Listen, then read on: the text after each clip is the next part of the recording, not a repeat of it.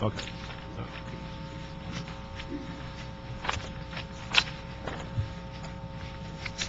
As soon as Mr. Rosendahl comes, we'll get started.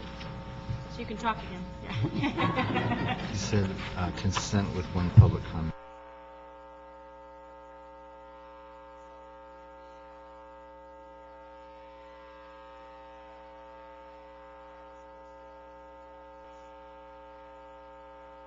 The regular meeting of the Finance Committee to order. We have a quorum. We'll also bring the, we'll ask Mr. Rule to bring the Transportation Committee to order because we have a quorum for both of them. So moved. Okay. And then what we'd like to do is to consent items on the Budget and Finance Committee would be 9, 10, 15,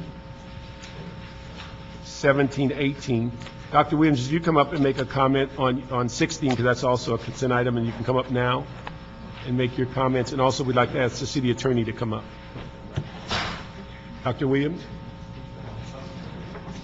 You got a card for number 16? Okay, come on.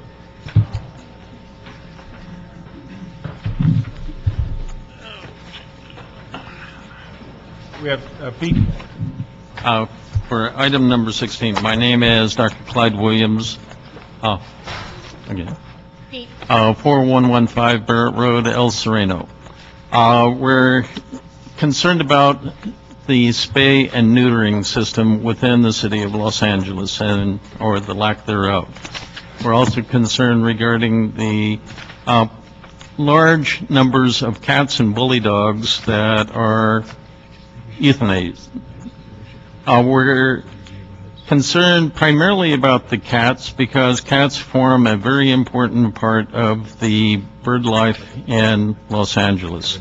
And the feral cats and the, might say, non-feral cats that are pets of people cost a lot of birds. I myself have means of controlling the cats that occasionally come into my area. However, I say those are means that the cats don't like.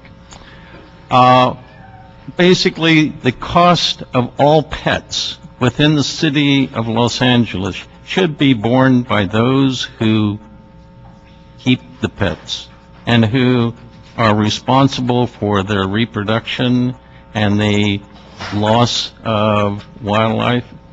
So all I ask for is increase the fees so that it covers the cost of maintaining the animals until they're put down, or being spayed and neutered as a common practice. Basically, let it pay for itself. Thank you. Thank you. And let me ask the CAO and also Pete, on this ordinance, it was at the time that it was being discussed, was the expectation we'd raise about $800,000 for this fiscal year. Because the lateness in the year, do you have an idea why the ordinance is getting this so late? And for the CAO, what is our expectation on revenue between now and June 30th? I do know that there was a lot of back and forth with the department, and on some of these policy decisions that were made were, I think, and recommendations by the department were difficult to arrive at because of the number of parties and stakeholders involved. So I believe that that's accounted for a lot of the time. I think Mr. Park addressed that in more detail. Yeah, and Mr. Parks, on the revenue side, we had discussed this in our mid-year FSR. We had budgeted $400,000 in revenues this fiscal year. Overall, the department's revenues are down as well, so we had in the mid-year FSR factored in a reduction of $700,000 in revenues. So our expectation with this ordinance today would probably not be in effect until very close to next fiscal year? Yes, and we've accounted, again, in the mid-year, we've accounted for that revenue shortfall. Okay. Would they make these adjustments in midterm, or would they wait until July 1st? Or I would presume that as soon as basically the process is followed, the fees could be implemented right away. Do we have a representative from Animal Services? I might say to that point that the ordinance is effective upon its publication in a 30-day period. The ordinance would be effective 30 days after publication, so that it could go into effect operation. Publication is the time we vote on it, or after we put it in the paper? After the council votes on it, the ordinance is published, and then 30 days later, it becomes law. Can I ask on Department of Animal Services, on the issue of lateness, is there some concern as to the direction of this ordinance, or what delayed it? Because I think we were talking about this just as this fiscal year was starting. That's correct, council members. Linda Barth from Animal Services. We have been working diligently with the city attorney trying to work out the details of this, and the minute the ordinance is approved, we will apply the new fees right now, probably maybe about June 1st, I'd guess, because of the 30-day posting period. We're very pleased. This is exactly what we described in our study of the fees, which we presented first in December of '07. So we're very pleased to see we're finally at the home stretch on this. Yeah, hi. Hi. Linda, if you have an animal and you don't spray or neuter it, what will that mean for that owner of that dog? An animal that's not spayed or neutered, a dog or a cat not spayed or neutered, has to meet a certain exemption. If it doesn't meet an exemption, either it has to be spayed or neutered, and we provide a notice to comply and go through a process, or the person does have a choice to purchase a breeder's permit. They also must microchip the animal, so that would be $225 a year. But we try to push spaying and neutering because that's the best option. Sure. If you do have your dog spaded or neutered, what is the license fee for you at that point? It's $15 a year. Okay, so it's $15, and then it's $120 for if you don't. It'd be $100 if you meet an exemption plus one-time microchip, so that we can always tell it's the same dog that you applied for previously. So it'd be $100 a year plus microchip one time. If there no other exemptions apply and the person just chooses to purchase the breeding permit exemption, it'd be $200 a year, Okay. and $225 the first The year. question is, a lot of people have pets, and when they hear this 4-month thing, not everybody likes the idea of 4 months. I certainly thought the animal wasn't mature enough at 4 months, and I'm totally against what we did with 4 months. But saying that point, how do you get people who have dogs to get them registered to begin with, which to me is a key in all of the support systems surrounding that animal?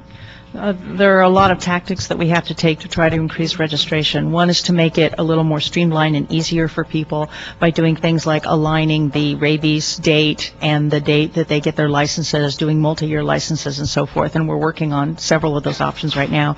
Another is the diligence of our animal control officers as they go out and they encounter issues, or people come into the shelters even relinquishing animals, that we stay with our staff and keep urging them to do more and more as far as reaching out to people, giving notices to comply, giving information about spay-neuter programs, and so on.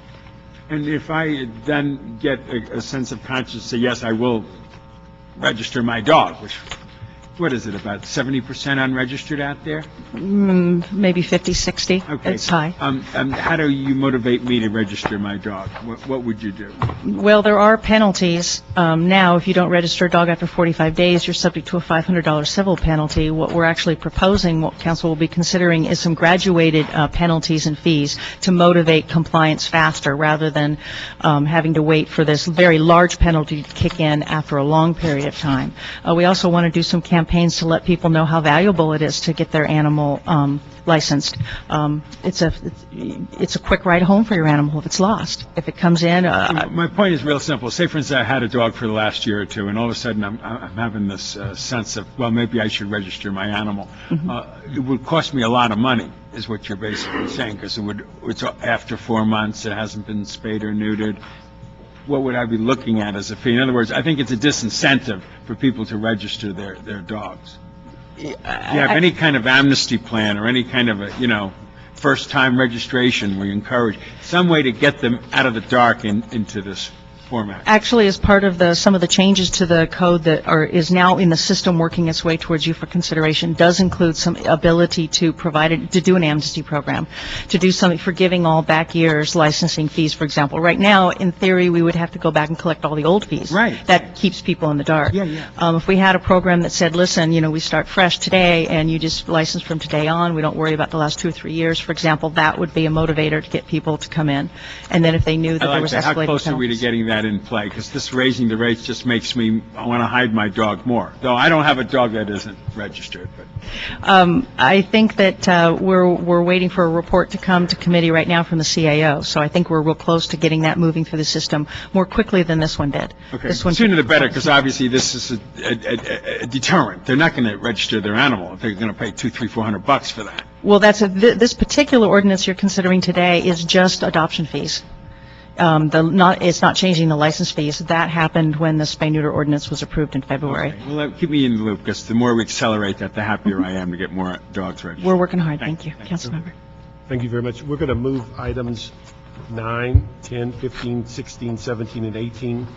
And on item 9, I'd just like to ask that we add, Sorry, just Pete, before you go, one of the questions we always have, and I'm not sure, is this was part of the budget last year, right? And then this item? 9? No, number 16. 16.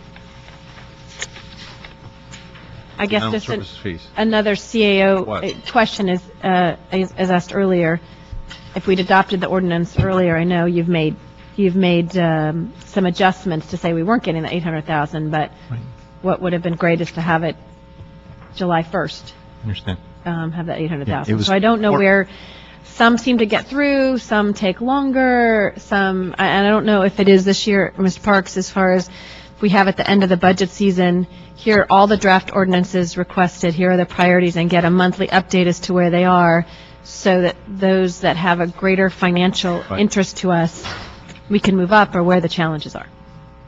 And I'm in the department. And all I can tell you is that we will try and do even better next year. I think this was one of maybe 2 or 3 There's a that little more were controversy than delayed. anything, yeah. There was a lot of back and forth on this. As I understand it, I wasn't involved in the preparation of it, but there was a lot of back and forth on that.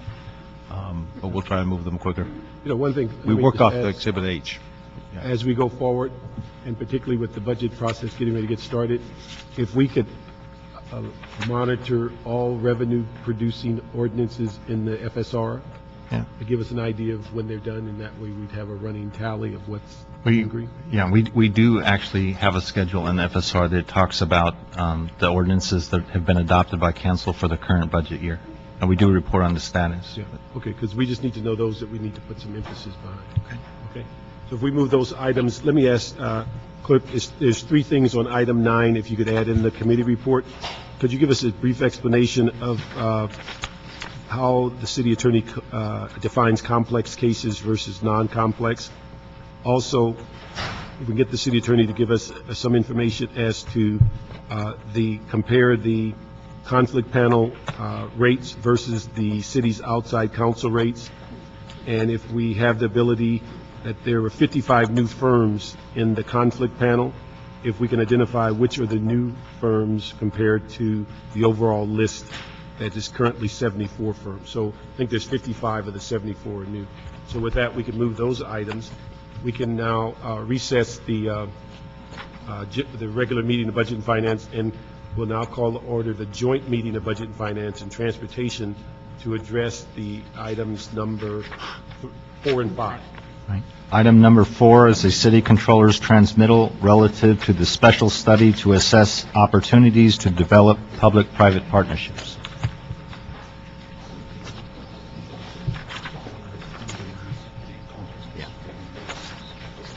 So it was... Oh, the last one? I didn't... Hey. Good afternoon, council members. I'm Jan Mazik with Public Financial Management. Let me just, one thing before you get started, so that in case we have a public comment, in case they ask something, you can incorporate it in your comments. Let me ask Dr. Williams to come up on item 4. You can make your comments now. And also while you're up, if you, Dr. Williams, you can make your comments on 4 and 5. Do I get twice as long? No. No, just go on and do your 2 minutes. We'll give you 2 minutes on each, yes. Okay, 4 and 5. I have been involved in PPPs for maybe 20 years. Power plants, ports, water supply, wastewater, roads, road tunnels, parking, and transit. The contract will be the most important thing. The devil is in the detail. And in general, the public usually gives away the rights to assets, and the residents and the users have to pay and continue to pay, usually for about 25 years. Does the public enforce the conditions of the contracts? The controller says if conditions are implemented and most compliant checks are the result of residential complaints, that is, a minimal effort is usually applied. She also said in another one, there are so many hands in the pie, once again, I'm coming out with an audit, no one's in charge. And this is one of the problems with PPPs. If the city doesn't control it, it will be abused. Have we heard about the subprime? If it sounds too good to be true, it is usually too good to be true. In parking, it is specific, okay, downtown parking. Well, as an El Sereno resident, I don't like it because that contributes to the commuter traffic coming from San Marino, Arcadia, Monrovia. Maybe on the west side it's different because you don't have so many other cities involved. But in El Sereno and Northeast LA, we get all of Glendale on Figueroa, we get South Pasadena on Figueroa, Glendale on San Fernando Road, and we get Monrovia on El Sereno's Huntington Drive. We get El Hamra on the Valley Boulevard. So downtown parking as a element of congestion is too much for Northeast LA. Thank you. Comments on number 5, which is really Well, the last part was number 5. Basically, if you give away the assets and don't control them, as many departments are, Recreation and Parks Department has a lease with the Autry National Center for 20 years. All the conditions have never been enforced, and it's still going strong. So, it's not a good example as to how the city will be able to enforce a public-private partnership. And I've been on the other side and figuring out how to get more revenue, more profits for the private side of that partnership. Thank you. Thank you. You can start on your presentation on number 4. And just for the record, we have a quorum for both committees.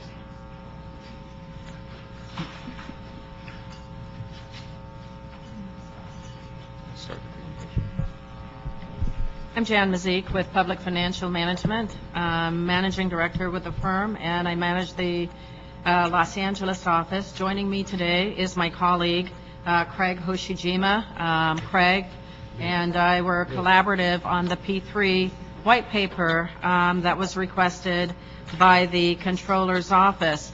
And I think in preparing that report, the idea was to establish a framework that the city could implement across all departments so that in terms of consistency of outcomes, consistency of policy, and while we recognize that each department may be the lead for certain P3 projects, the Controller's report was to kind of tie that together with some consistent guidelines that the city could follow.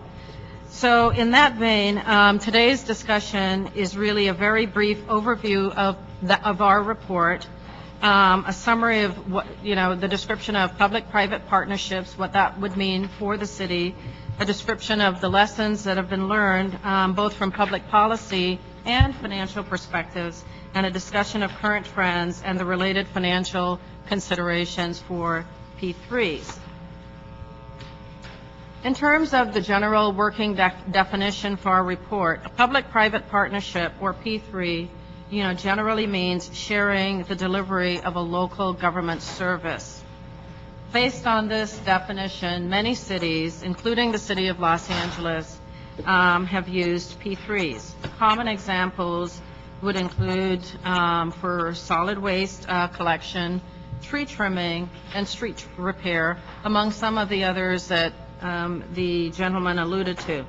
Specific to the city of Los Angeles, examples include the city's police garages, parking citation processing, and dash operations. You know, what's the motivation for cities to use P3s? I think there are really many. One is because of the potential for improved service delivery. I think many have the idea that a lot of the technological advancements that are made in the private sector, and if you believe that, one might conclude that the technical expertise is resident there, and so there may be opportunities for new technology. The other one is to potentially reduce costs. A vendor may have lower operating costs as a result of lower operating efficiencies, or lower unit costs and perhaps lower overhead. Most recently, though, cities have been attracted to large upfront payments, but generally, we see the impetus for using P3s really in two areas. One is a policy goal or a philosophical goal, which is that in terms of the city's overall financing, you use a diversified portfolio, and certainly the other one is to address budgetary issues. You know, P3s, each new P3 does not require kind of a reinvention of what's been already learned. There are lots of lessons that have been learned.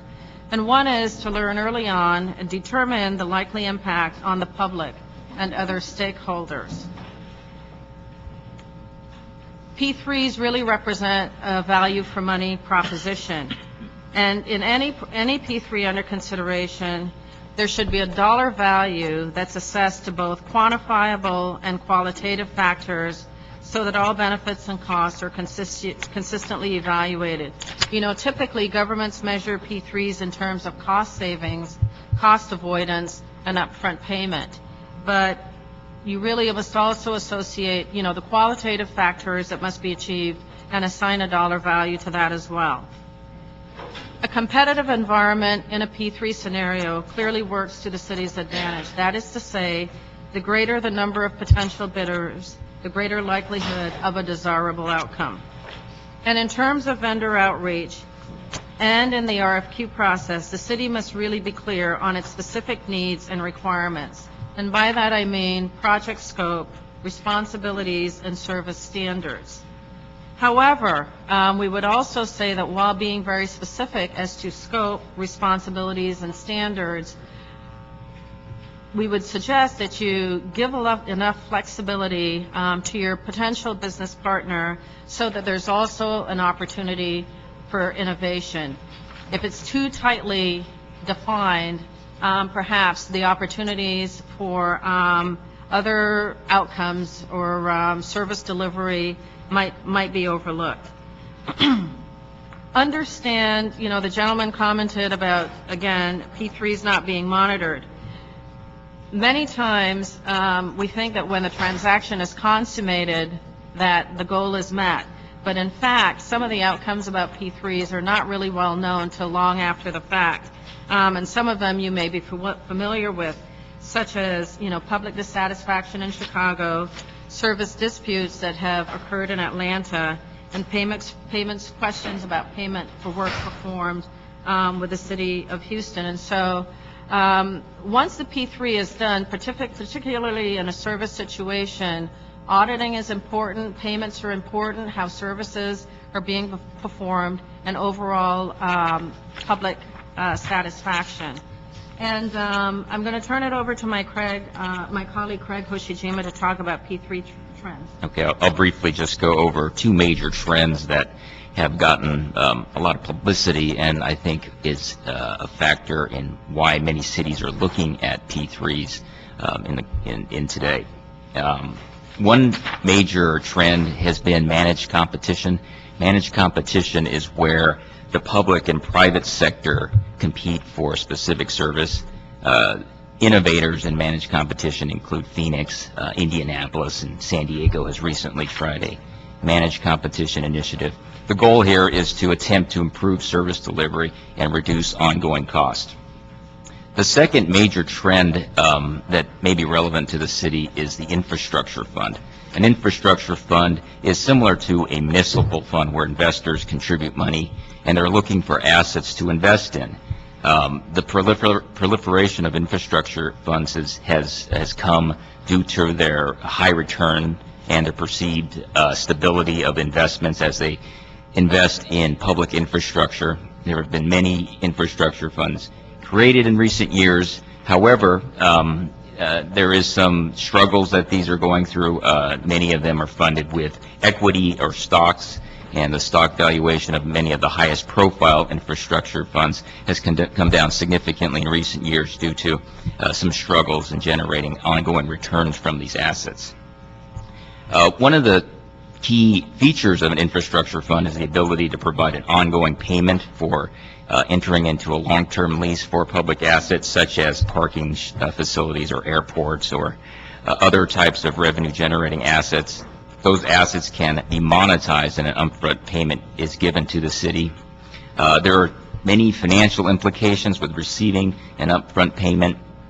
As Jan mentioned, many cities are entering into the long-term leases to address a budgetary shortfall, which is a structural problem, something that needs a reduction in ongoing cost. And from a financial management best practice perspective, using the upfront payment from a concession to address a budgetary shortfall does not provide a long-term solution.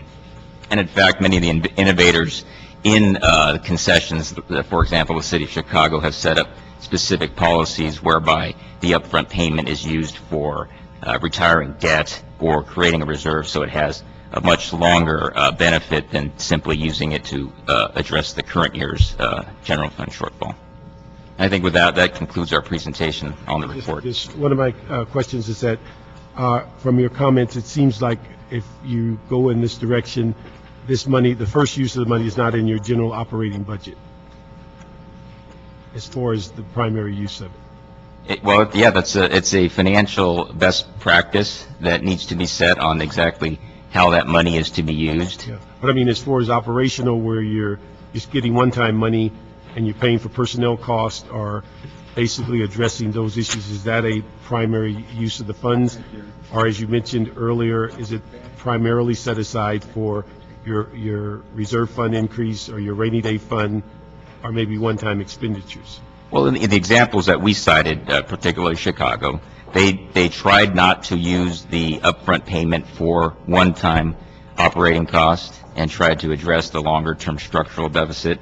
You know, we as financial advisors would recommend that any city getting into a long-term concession set up some policies for use of the upfront payment so that it's not simply used for the current year's operating costs. You know, one of your risks you put down is loss of control. How do we, in a negotiated relationship with a potential private vendor, keep some form of control? Does it exist at all? Or is that a deal breaker with the private sector? Well, you know, looking at some of the high-profile assets that maybe the city is also looking at, control is key because when you look at something like an airport, the upfront payment the city would receive is based on the expected returns the private party would get, and they're going to get more returns or be more secure with their returns given the level of control they have. If they can't control the business operations at the airport, then they're going to be less willing to give a large upfront payment to the city. So it is key that they have flexibility to control business operations and for other revenue-generating assets to control the amount of the revenue.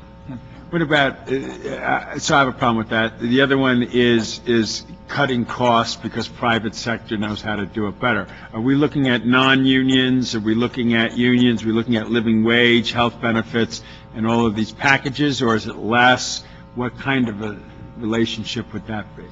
Well, we tried to identify lessons learned and best practices as it relates to labor, and you know, in our experience as a firm, as well as looking at other large cities that have entered into managed competition programs, Working with labor is key, ensuring that existing personnel can either transition to the private sector at the same level of wages and benefits, or at least have a say in how the service transitions. Otherwise, there's going to be a lot of resistance for the city to move forward. The city of San Diego right now is struggling to initiate its managed competition program due to the concerns of its labor force. And my last one again is profitability. Private sector feels strongly able to do things, but then government, if it loses its control, it also loses its own opportunities to think of other things to use whatever that asset is. Or would there be a side agreement that the city could somehow play in that role too? Well, actually, I was also going to mention, one of the things we talked about in our report, because you've done a P3 for whatever reason, it does not mean that this forces the city to step out. And in fact, we suggest that you maintain some semblance of continued relationship, continued participation in the project going forward, because we do believe that there is a role for the city to play going forward. Just a couple questions, because I think the control issue is one of responsibility by the departments, and particularly those of us as elected officials, as to if something goes wrong, how much control do we have over that contractor if in fact they're not providing the services, and I think always the devil's in the details going forward. Can you give me examples of on two issues? One is ensuring that you don't spend all the money up front, that we might be a responsible council and say with this budget chair, saying we will take X amount this year, and subsequently the normal revenue we would receive for that particular area will go into the annual budget of the city of Los Angeles, and X for the rainy day fund. Are there examples of cities where that has occurred that is effectively in some ways been flexible and yet tied their hands so that it's not spent for other reasons? And then the second question is, can you give me an example where the labor unions have participated in a easy transition or supported a P3? Well, I'll take the easier question and let Craig answer the harder question. But, which one is easier, I'll have to say? the first question. Okay.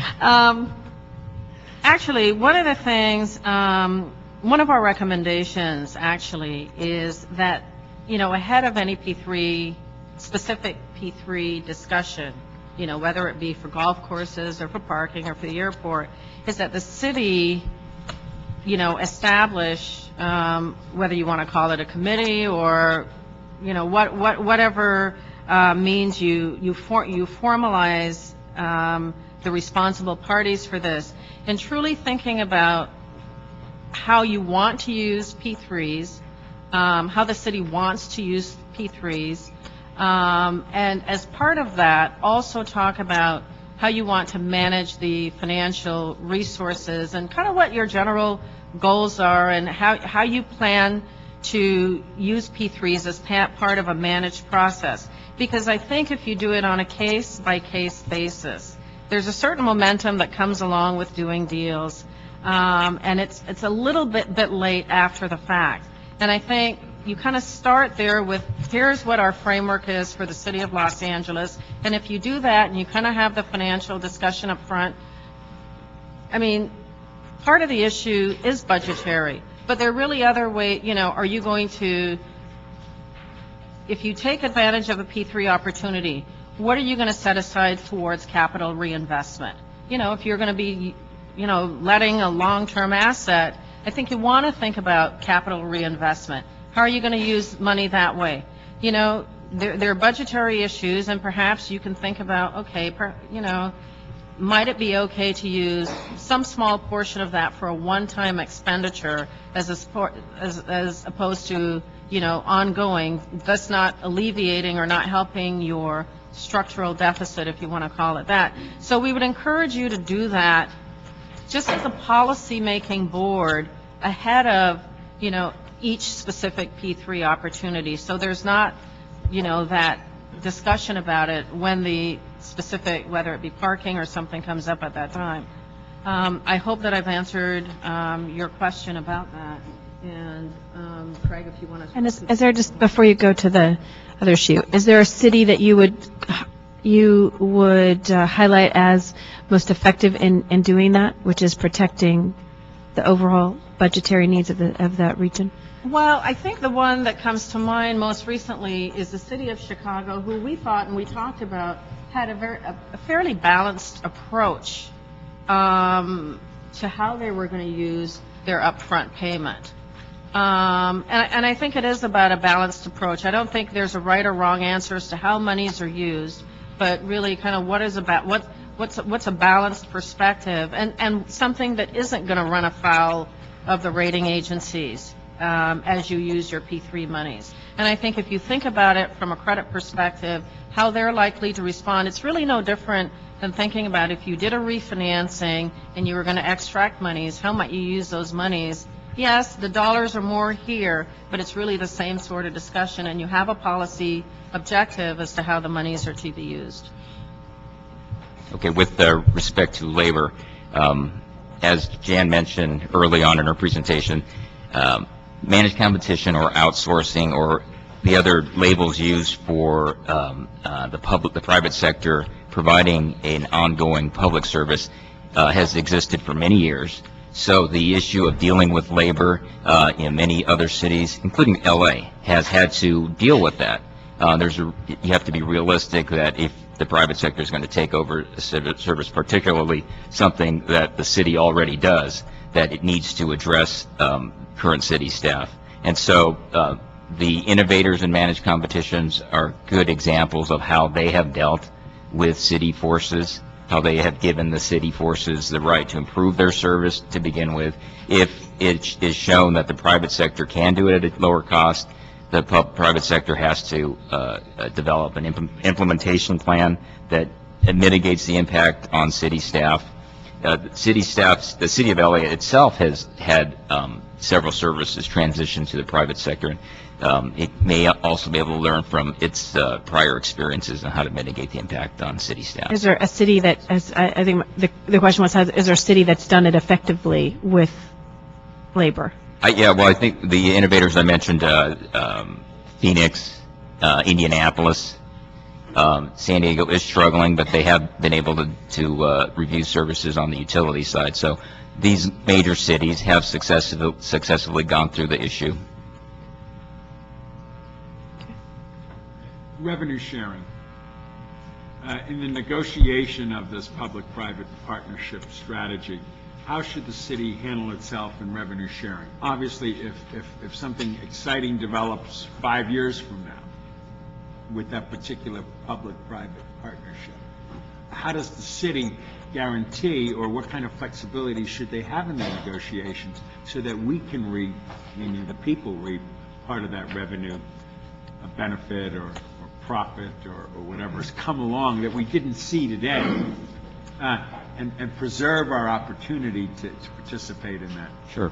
Well, there's give and take. The more control the city wants, or the more rights it wants to future revenues, the upfront payment is going to be reduced because of that, because you're limiting the options from the private sector. When you look at an example like the airports, the private operator of an airport is not only looking to be more effective with the carriers, but may want to have more advertising opportunities or restaurant and retail opportunities that maybe the city is not currently thinking of, but it may be in the minds of the private sector. So having more control over future opportunities could limit your upfront payment.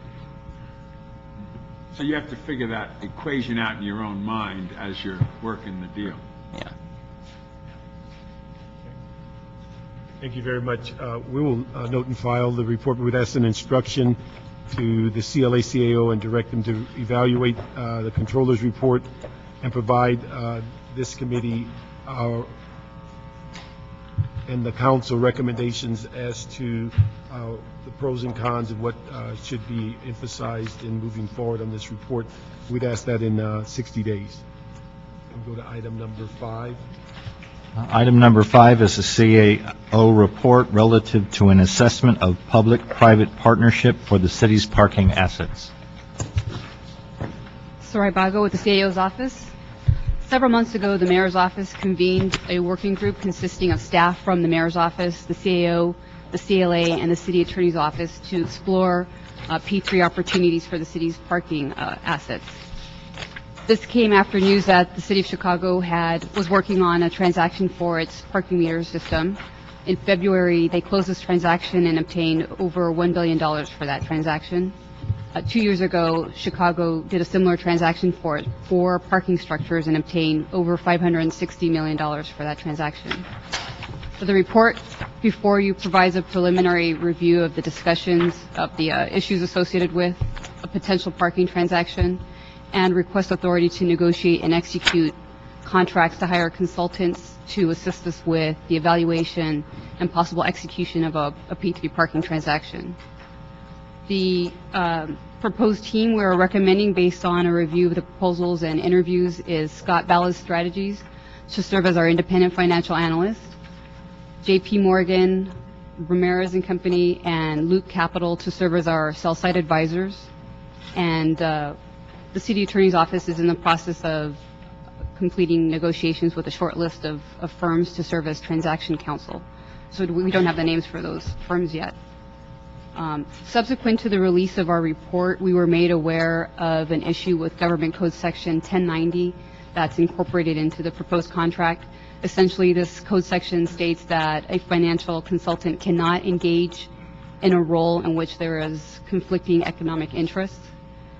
J.P. Morgan is researching their options and is unable to execute an agreement with us until they have figured out their position on this.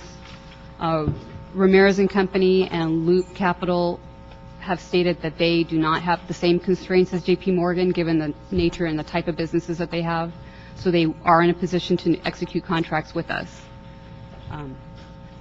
To avoid any delays, we recommend going forward with Scott Ballas Strategy serving as a project lead advisor to start the process of looking at the policy issues and the evaluations. Given these changes to the roles and responsibilities of the advisors, we request flexibility in the way we allocate the compensation amongst the advisors. And we have substitute language for recommendation number 2 of the CAO report, which I believe ITGS committee has adopted and will be including in the committee report.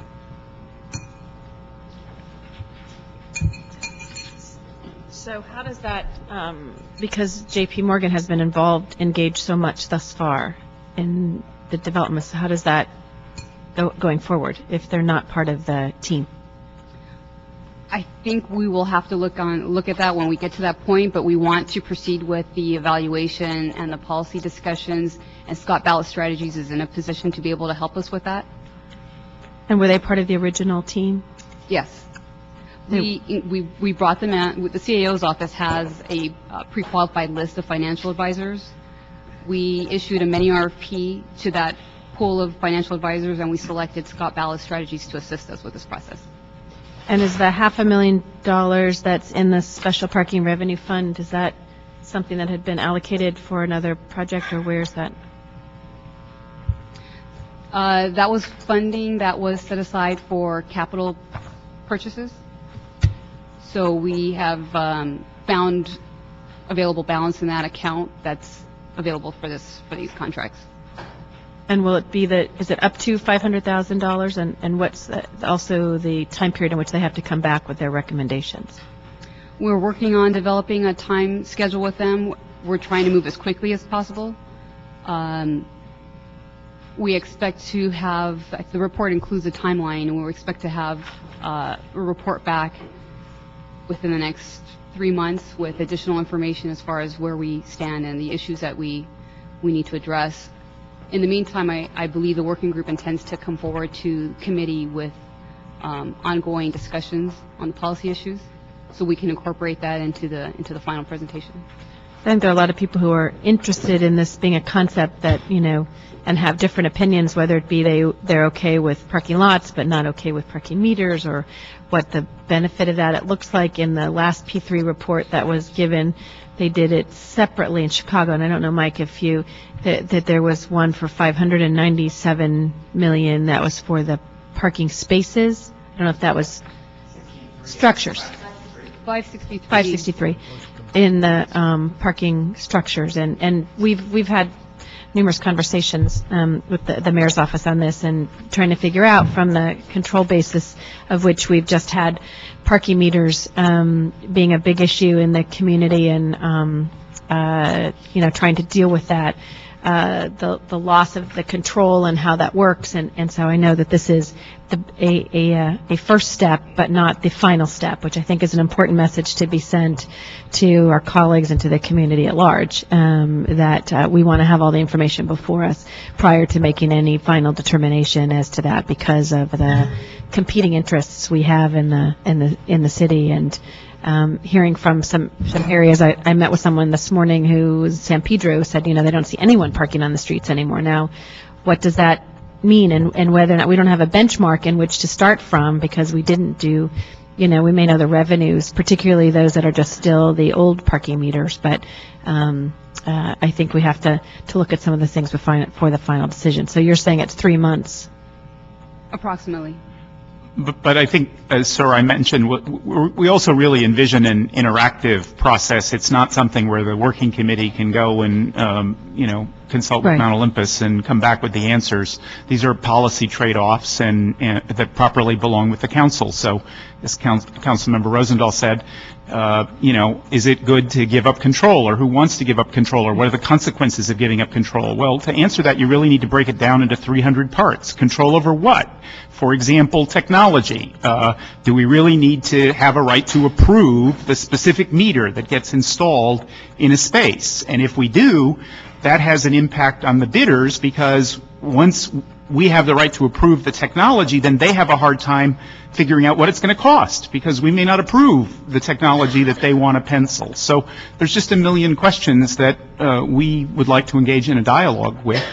Our working group would like to sort of frame them up and sort of figure out if there's a logical sequence to have the conversation with council, but we'll be back here to have the conversation with everyone. Even with the current meters that I think, are new and great, and I can use my credit card and it's easy and so forth, but I've heard other people say I don't like because it can't accept $1. I can't, that as we go forward, there's always going to be something in how you adjust with that, particularly in some of the areas that have seen the impact. Plus, I know that we need to move forward on some purchasing of these, which before the P3 came forward, we were going out to RFP for the rest of the meter implementation in the city, which would have increased our revenue just based on that the meters actually work, and those that don't. So I think that's a big challenge. But and so I was right that they did it separately in Chicago. They did the first, which was just the parking spaces. The parking space deal closed in 2006, and the meter deal just closed this year, actually, in February.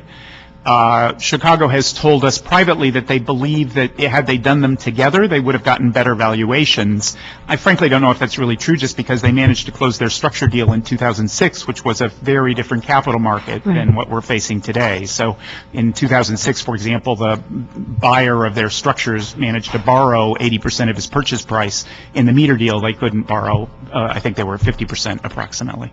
So in any case, but we believe that there are additive impacts. Doing them together side by side will end up giving us a better value than doing them sequentially or doing structures alone and not proceeding with meters. But that's all part of the case that we would like to bring forward as we bring on our advisors and talk more. I know there's only six of my members, correct me, 6 actual sites that you're looking at. It's not all inclusive of the parking lots in the city. I mean, for example, there's 2, one in Sherman Oaks and Studio City that I'm most familiar with. Were those because they're poor performing at this point, or was there a reason you selected just those? No, I think the truth is they haven't been selected, and yes, as we're sort of trying to stand at 40,000 feet and assess value, we have focused in specifically on the 6, but the one in your district, for example, on Ventura Boulevard, is one that the city hasn't made money on, and it's a legitimate question about whether a private operator would find more flexible ways to put it to use. So I would say that we haven't, frankly, the same conversation with ArcLight, which loses money for the CRA every year. If there is a bonus value because an operator sees economies of scale in managing a lot of spaces, or likes the idea of giving someone a special card that gives you parking privileges at various places, they may be able to get more out of it than we can get out of it. Yeah, because we've not been very effective, in all honesty, of operating. Some we have done very well with. Pershing Square and El Pueblo, too, in which were money losers when the city took it over, became, we had money that was coming in. So a little bit of both. Okay. Thank you, Sparks. SBS, are they in the room here, this group? Scott Ballas Strategies? Yes. Tell me about yourselves and how you see yourself playing in this. Sure. Scott Ballas Strategies is a Chicago-based financial advisory firm. We're an independent firm, unaffiliated with any investment banking firm or investors in the world. We have been particularly involved in the public-private partnership space. We've done about 20 transactions. The modern era of P3 finance was really ushered in with the Chicago Skyway transaction, and we were involved in that. We've been involved. We were brought in as special valuation advisor to the Chicago Park District for the parking structure sale in 2006 for the city of Chicago. We've done parking deals in other cities around the country, including Detroit, and about 20 projects all around, whether in parking, we've done lotteries, parking structures, energy assets, a whole range of public-private strategies. We are particularly focused on being an honest broker representing the interest of government and not serving as a sell-side advisor, not serving in a capacity where we get paid based on the outcome of the work we do. Our fees would be no different whether you proceed with the transaction or not. I would also say that in the work we've done with governments across the country, we recommend against doing things as often as we recommend doing things. I think it's really a very unique, there's no one size fits all. It's kind of like saying, how do you like a hammer? Well, a hammer's good if you need to pound a nail, but you have to decide what tools you need to solve which problems. So I also think that we also look at things in a very detailed, quantitative way, because we're living in a data-driven society where the expectations of you as political figures and the public really demand an accountability and a specificity with the work we do. We cannot give you a valuation of a contract document which doesn't exist. That's why we're really anxious to get involved with the team, outlining what some of the key trade-offs would be, what the values of those trade-offs might be, to come back and say these are the choices that the city faces. Well, you sound very articulate, because I look forward to you answering these questions as we go through this process. The obvious ones that you've heard me say before: control. I don't want to give up control of anything if I can help it. I'm a control freak. However, if I can give it up and get benefits that are far beyond wherever I could be with the control, is fine. Another one is obviously the workers, that they get all the benefit packages and all the play that they're presently getting, and that we're very comfortable that they're going to be taken care of and they're going to work. And then third, of course, from my end, is if we're in a creative world and new revenue streams can develop and new opportunities can happen, I certainly want the citizens, the taxpayers, the city, to participate and say, oh, darn it, we gave it away and we shouldn't have, golly. I'm very, very concerned about the meters. The parking structures I feel a little more able to control and deal with and so on. It's the meters. But we have a couple of districts that have no meters in it as it is now. We have other districts where I'm putting parking behind certain streets, and yet we're not charging on those streets. So, for instance, if we don't have a meter in a given block at this point, if we were to cut a deal like that, would this private group be able to go on other streets, and how would that interact with us, and where would monies go? There's lots of issues about the meters and lack thereof, or creatively working with that. So, let me respond to a couple of points that you raised. The first is control.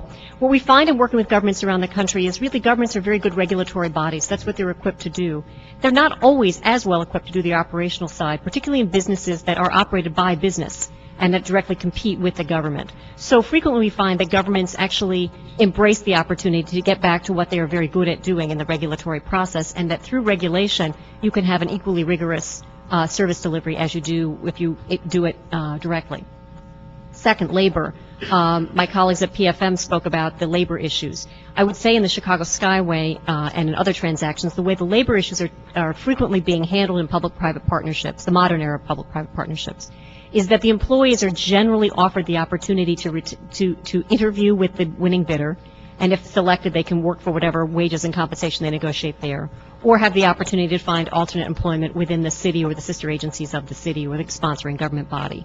That seems to be a way of really addressing some of the issues that are of concern to labor. That's one approach that has been used successfully, and that Chicago in particular has really clung to as it's looked at the privatization of the Skyway, the parking meters, the airports, the resource recovery facilities, and other assets that they've taken a look at. In the parking meter, for instance, particularly, if Chicago didn't have certain streets with meters on it for whatever reasons, are they able then to go into those streets and put those meters in willy-nilly, or do they have to go through a political process? No, there's a regulatory process. Everything's contractually obligated how they're going to do things. Actually, in the parking meters transaction in Chicago, the city retains rate control. That was one of the issues that was bargained away. The city is required to approve a schedule of rate increases on the parking meters during the first several years of the contract, after which it goes up at the discretion of the city. And the technology is, again, one of those issues that is brought before the city as they look at new technology. So it's all contractually negotiated, which is, again, why I say it's very hard to value anything until we know what contractual terms we're really looking at and put out there in a skeleton form for consideration and evaluation. And just to add to that, the way Chicago also, Councilmember, handled the new meters going in is every year they have what's called a true-up mechanism. So every year the city also needs the right to take meters out of service. For example, I want more lanes of traffic here, and I don't want people to be able to park on this street. So every year under this true-up mechanism, the city gets charged for what it took out of service and then gets credited for what it placed into service. So, for example, in your neighborhood, if you were to install meters or say I'm accepting of meters in this district, that would credit against whatever the city might want to take off the table, or if it's a net add, then the city gets more cash. So this true-up mechanism is designed to give the city some flexibility. Whether that works for Los Angeles, I don't know. These are really complicated situations, and we need to have these policy conversations to understand what the council is most concerned about. The revenue sharing issue does cut both ways. To some extent, if the private operator fails to perform, reversion of the asset back to the city is a powerful tool that you retain, that if they don't do their jobs, you have pocketed a heck of a lot of money, and they have to leave and vacate the asset. The revenue share, which comes over time, limits your ability to do that, although it's very much a part of the dialogue with most public-private concessions, is to make sure that there is a share in the upside to the extent there is some. The other issue I'd like to talk about that I didn't hear discussed was actual risk transfer. I think that's one of the issues that frequently gets lost in the deliberations, is that there's an assumption that governments have no risk in operating the businesses that they're in. And I'm not entirely sure that that holds out over the long term. The city does have real risk about, are there going to be people parking at meters? Are people going to use alternative forms of travel? The risk issues are real, and those are transferred to the private sector, and valuing those risks, as well as the opportunity cost of what the city can do with funds that it receives today in delivery of its core service and its core mission, I think are also issues that we put into the assessment. Thank you very much. We will move the CAO's report and also adopt the ITGS report. All my comments, I think, were added to the ITGS report. We just asked that we add one other, that whatever urgency that we could put on this, particularly if these funds are expected to be put in the 09-10 budget, that whatever urgency that we get the fastest turnaround possible. Yes, sir. To know what's real money. The mayor's made that point as well, sir. Okay. Thank you. Thank you very much. So we'll move that. Thank you. All right, we will go to... We've had a request, I don't know if we could, 13 and 14, is there any possibility before we go into closed session, or? I think...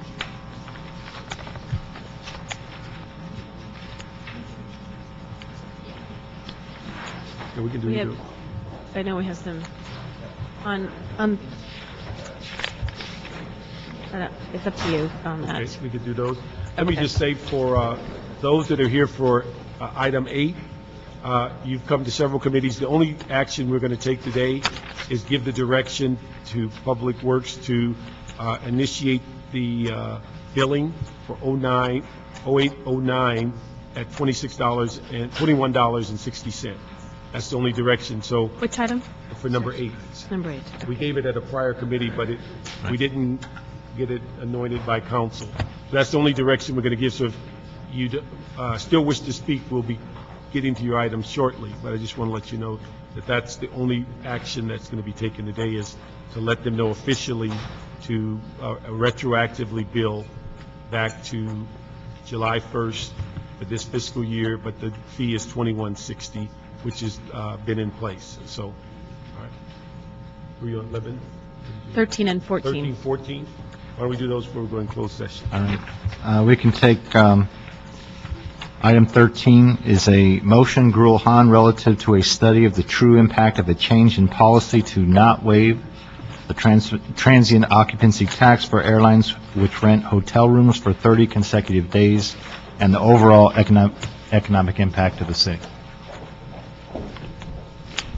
And just to set it up before you speak, we had been hearing that a number of the airlines who historically had been going into our airport hotels because they had long-term, even though it was different people, we weren't charging them the TOT. Now we are charging them the TOT, so we're losing some of that business to surrounding cities. And so my interest was to see sometimes with some actions you get a reaction that actually is more detrimental, and to figure that. So the question is, how do we determine that? So sorry, that was my precursor. Okay. Well, let me do the thing. Let me adjourn the joint meeting, and now we're back on the regular meeting. Okay. Now we can do that. Whatever I said before. Ed Cabrera, Office of Finance. I just wanted to back up. Our policy has not changed. I wanted to clarify that. Okay. Basically, the transient occupancy tax article, that defines what a transient is. And by definition, anyone other than an individual that has the right to occupy a room, no matter what the period would be, is considered a transient. So an airline that is booking a room or a block of rooms would still be considered transient, and they would be subject to the transient occupancy tax. We went back and we did verify with staff.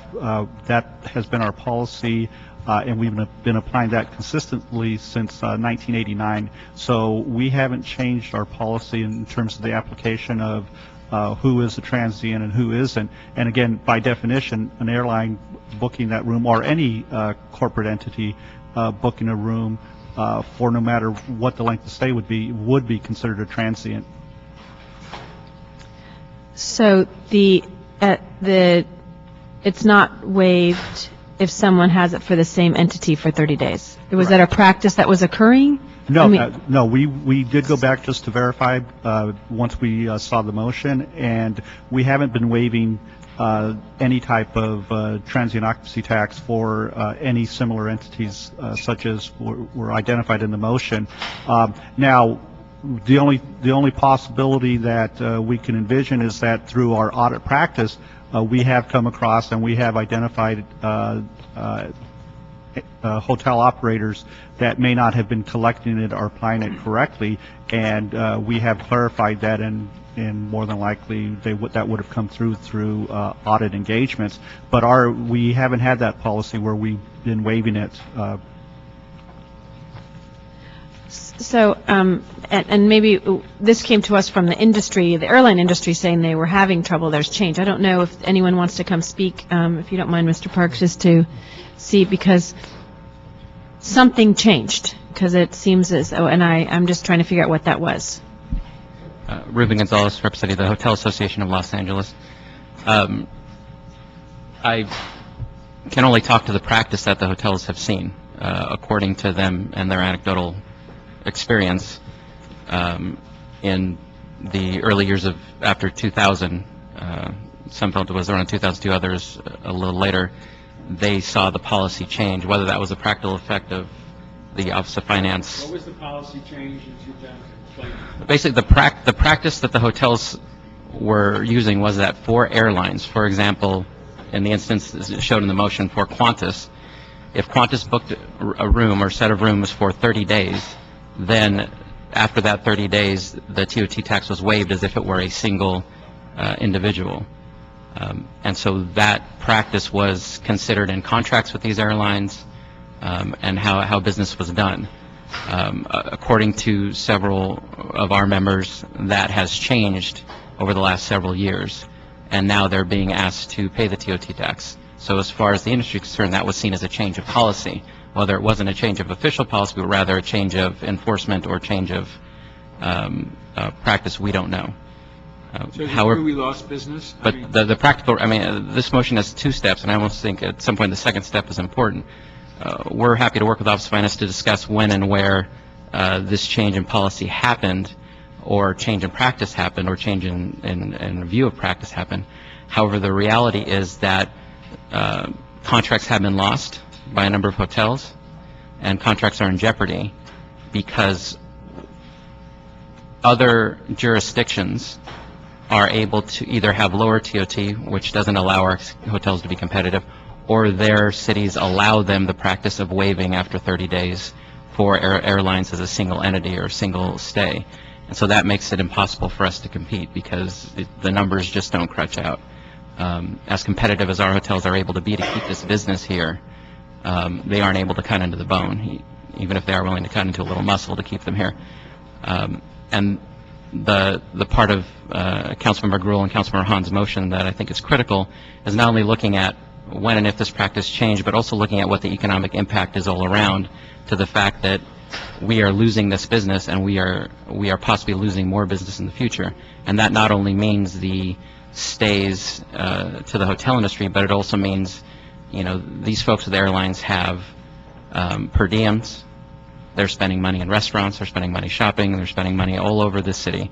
And it's not only hotels by the airport, it's also downtown hotels and sometimes in other areas of the city. So this is And maybe in this huge season, price. Ryan, a motion is good to bring out what's there and not there, as maybe, Mr. Parks, if we can, because I'm not sure we'll resolve that today, that if we could ask the Office of Finance to sit down with the representatives from the hotel industry and the CAO to go over some of the issues and specifics as to where, if it wasn't a policy change, it was an audit that was implemented or an enforcement or whatever, and to have that discussion, I think it would be helpful, because there's a feeling out there, and someone I saw this weekend mentioned it to me, who said, it's really giving us a hard time because of the change in policy, and you're saying it's not a change in policy. So if we could direct them, and maybe it's just to continue this motion and ask them to come back within the next 30 days with a discussion between CAO, the hotel industry, and airlines, as well as the Office of Finance, with the Office of Finance. The more homework you do, the better off I'll be. Like, I was just at the Radisson Hotel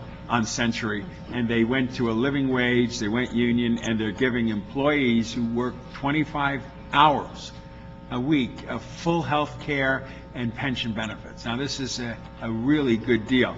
That particular hotel, which, of course, I'm madly appreciative of, is not the same as another hotel down the block that we are boycotting for the way they've been treating their workers. So even those kinds of issues I want to flesh out, because 35% of the city's bed tax comes from the Century Corridor. Obviously, I don't want to lose any business on the corridor, but to understand it. And actually, the initial impact has been to downtown hotels that are union shops. But if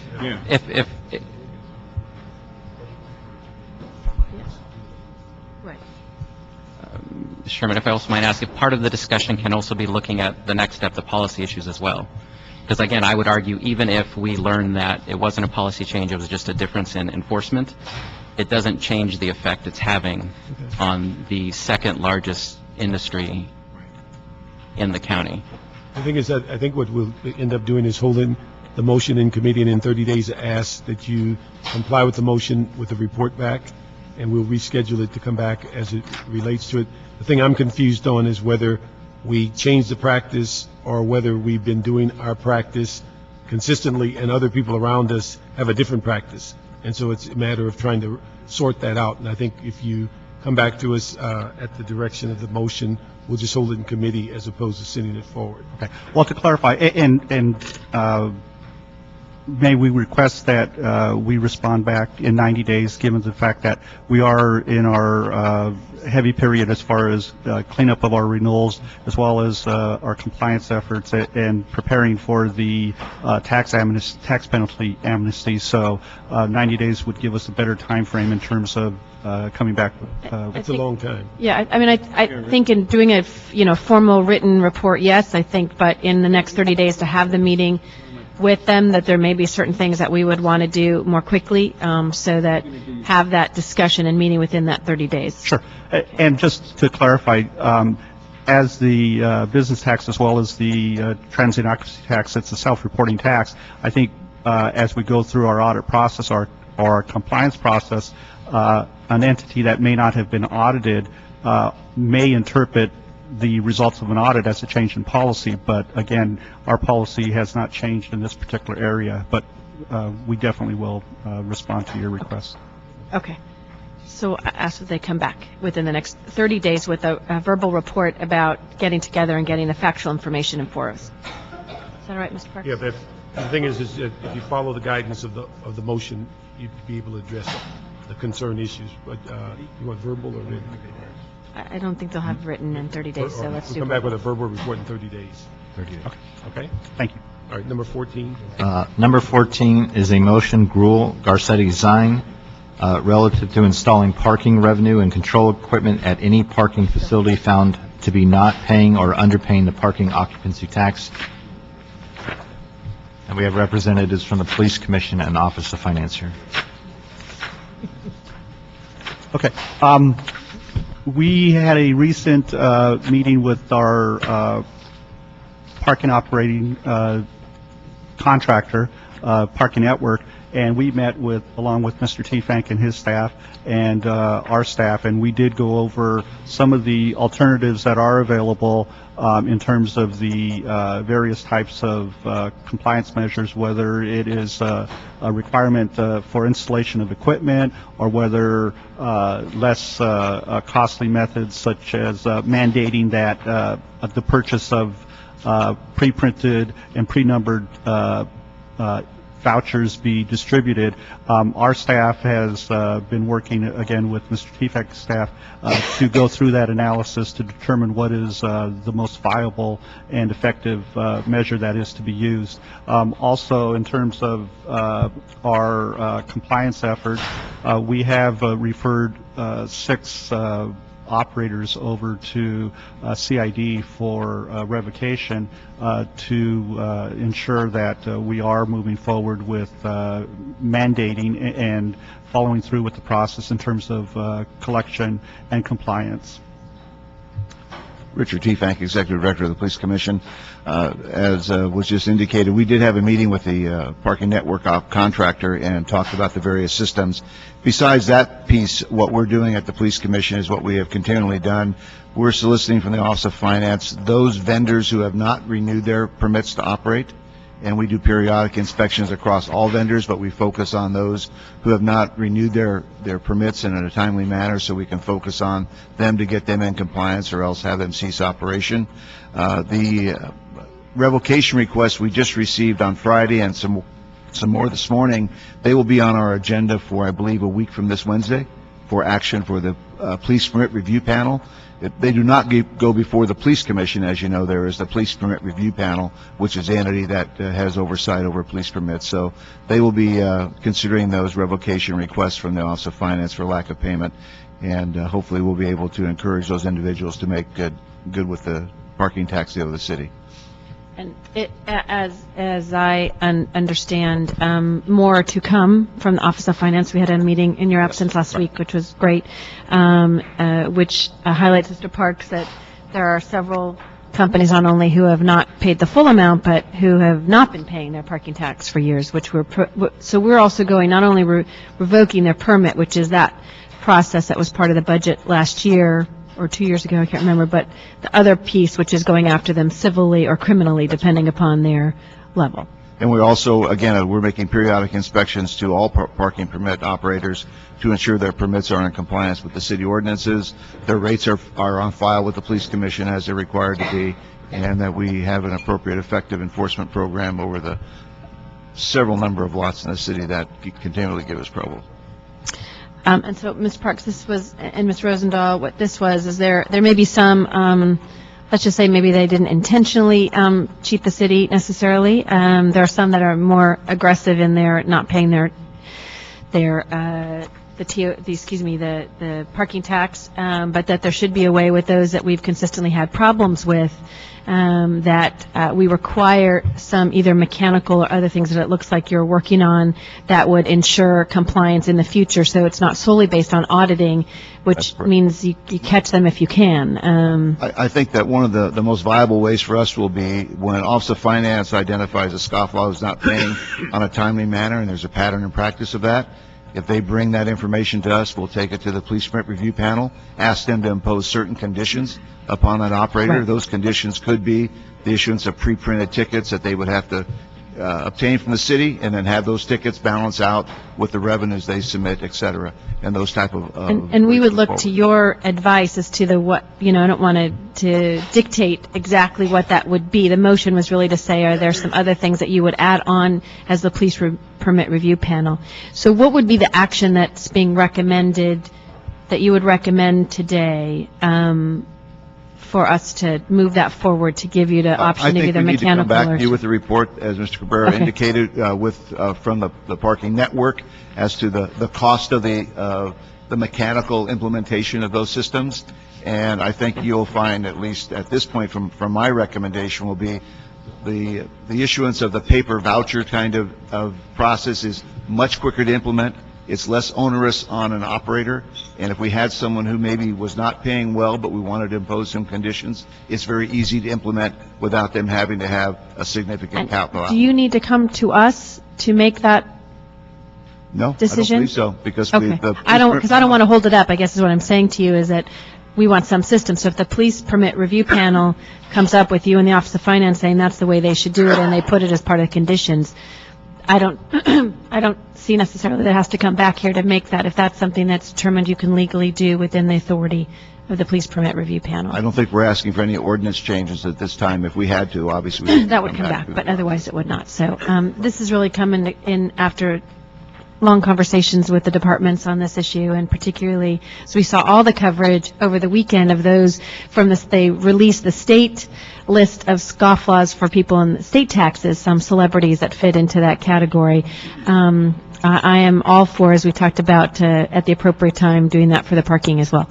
And we're still on the Office of Finance side. We're still looking at what's the most viable form, whether it is the pre-printed tickets. We're not certain that may be the best avenue. We're still looking at whether the cost of mandated equipment would be a better way to go. The Parking Network did provide information regarding the City of San Francisco and a program that they had that mandated equipment. So we're looking at that and looking at the various alternatives before coming back with a recommendation. Okay. Before we move that, I'd let Dr. Williams, you had a comment on number 14. And let me, as he's getting up, ask you this. Do we know of groups that are vendors that are part of us that aren't coming in a timely manner? I mean, is this motion based on your own anecdotal awareness? There are issues with the industry, yes. Okay, then don't smile about it, because why did we have to do a council motion to do that? Why wasn't it just part of your normal auditing, accounting, accountability, follow-through business? Well, we are. We have been actively engaged in the compliance effort, both in terms of our field enforcement as well as our audit compliance, and also working with CID and our outside contractor in terms of identifying. But even once we go through the process of identifying and attempting to collect, it still is a difficult process to ensure compliance from some of these entities that just historically have been very difficult to get into our compliance arena. So we've Wait a been... minute. If it's difficult for them to get in our compliance agreement, why haven't we fired them? Why haven't we gone after them? Well, no, these are not people that have contracts with us. This is separate from, for example, the operation of city parking lots. These are actual parking lot operators that are taxpayers that have the various administrative appeal rights and process. So they're no different than any other taxpayer that's subject to the business tax. But the interesting part is it's like sales tax. It's the same concept, is people collect that tax for us and then are supposed to give it to us. Right. In some instances, these parking lot operators have collected that 10%, because if you go and park in a parking lot, it says, here's how much it costs plus 10%. We're not getting that 10%. Well, that's the point. So they're looking at criminal and civil penalties as well as removing their permits. Okay, great. And we have taken that action. Yeah. There's Dr. one. Williams? Hey, this is kind of a carry-on from number 5, item 5. This item reflects the issues that arise. We've had you on 5, now this is 14. I know, it's 14, but it reflects upon 5. It reflects on 5, okay? Yes. If you reflect too far, I won't deflect it too Okay. far. Here, remember, these are the sorts of things that arise in a public-private partnership. The fact that you basically have a private-public partnership for parking here. How to enforce, how to gain compliance. And I would like to point out that not paying or underpaying to the city would seem like it was fraud, theft, something like that. There's a problem there to me, please. The other issue is, does the current fees pay for the total cost of enforcement, making sure that compliance, the fact that they're sitting here for 2 hours, things like that? I don't believe they do. Right now, private parking is available $3 to $5 all day, 10 hours. What's the price on the meters? A little bit more than that. Thereby, you're promoting commuters to come in and park all day for $3, take the dash bus at a quarter each. Hey, a total cost of $3.50. Does that pay for the streets and for the traffic that we have to experience on Valley, Huntington, Figueroa, San Fernando Road? I don't believe so. So I would highly recommend that you make them pay the real cost to the city. Thank you. thank you very much. Let me just ask one thing, and we're going to hold this report in committee and ask for a report back within the next 30 days. But let me ask you on, also if you can clarify, because we hear this folklore that many of our major facilities that have their own private parking lot, such as the Dodgers or SC or Lowell, whether they pay taxes or not. And I think we need to clarify that, because if they are, they're being wrapped unnecessarily. But if they aren't, then why aren't we going after that revenue? So on those large, particularly private organizations that have large venues, private parking, you can clarify whether there's actually parking revenue coming from those venues. Without speaking to specific taxpayers' cases because of confidentiality issues, I can assure you that entities of that nature, they are subject to the tax, and we do conduct audits on a regular basis. They're not, if there's a parking tax, they're not paying taxes. They're giving us the parking tax they charge. Well, they would be subject to the tax as well, depending on the type of entity, whether it's nonprofit or not. But they would be collecting the parking occupancy tax on behalf of the city and remitting that, and they would be subject to audit on those remittances. You just clarify that on your report back. Yes. One last question. What's the parking permit fee now if you are a parking lot that you pay per year? Do you know? I think it's about $300 with the revision of the fees. They went down. We have a motion that you all directed to the city attorney to prepare a master ordinance. In other words, ABC Parking would get a master permit, and then if they operate 10 or 12 lots, each of those lots should be given a permit very quickly. Under the current ordinance, each individual lot is considered its own entity, and all the background information, all the documents for ownership or leasing of that lot, it does take a little bit more time. But I believe it's about $300, maybe $475 under the new fee structure that was approved by council as a result of this last general fund budget. Thank you very much. We'll hold that in for 30-day report back. Thank you. Because we've kind of gotten off schedule, we're going to stay here until we get the agenda and then do the closed session last. We have a request from Mr. Rosenthal for number 8, and we're going to ask for 4 cards. Then we'll go back on schedule. Item number 8 is a motion, Park Smith and Bureau of Street Services report relative to the News Rack program cost recovery. We have Tom come up, Gary, Martha, and Victor. You can hear so many times, we just call you by your first name. They're going to report back to us. We don't need to make the decision. They're just going to report back to us. But when you get ready to speak, give your full name so the clerk has. Well, I guess I'm first. Thank you. My name is Tom Ponton. I'm the owner-operator of News-to-Go Distribution Management Services for newspapers, delivery of newspapers, and news rack maintenance services. I'm here today to speak about the different proposals for the increase in news rack fees, 100%, now 33% per year over 3 years. I think this is prohibitive to newspapers, and I think one thing we need to do is try and hold the department that investigates news racks a little more accountable to better efficiency, so that we're not being driven out of business because they have so many investigators and office clerks and that kind of thing that it's and we're not so sure what they're all doing as far as other investigations, such as the dumping in the alleys, illegal sites. I don't know, do they do billboards too? But I know that department does a lot more than just investigate news racks.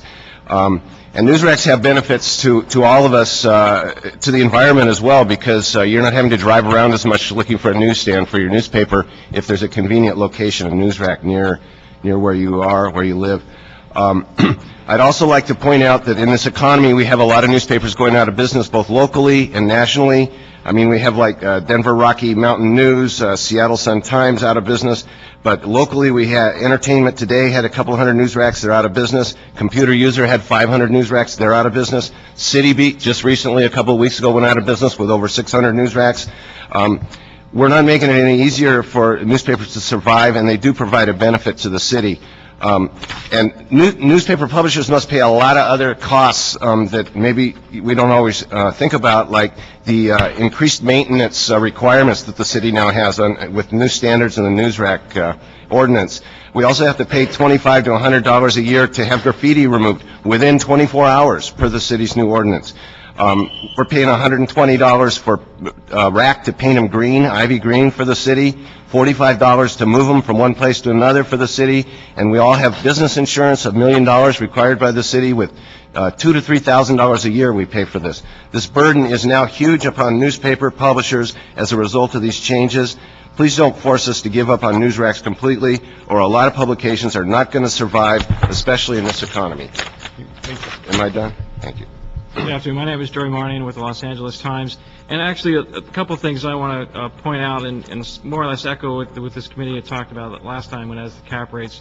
I had a little concern about the cap rates being applied in the same manner, and I understand that these are accepted by GAAP and other accounting principles, and they're also maybe be consistent with other city programs. But the part about news racks is it's a constitutionally protected activity, and I'm not sure those same principles would apply in that the courts have been pretty clear on how the city can recover its costs for news rack enforcement. We're not trying to stop news rack enforcement. We want this program to continue throughout the city and get this program completed. But we do have a concern about adding arbitrary cost, which this seems to be arbitrary in some way, in that coming up with the percentage of how those are calculated is arbitrary, and in dealing with the enforcement of news racks, which is basically only allowed to the city's only allowed to recover the actual cost of enforcement and not parts of everybody else's salary throughout the whole city, which is the way I understand the way these things are calculated.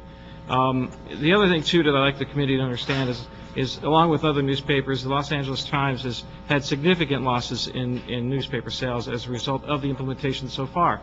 We understand that's part of the process.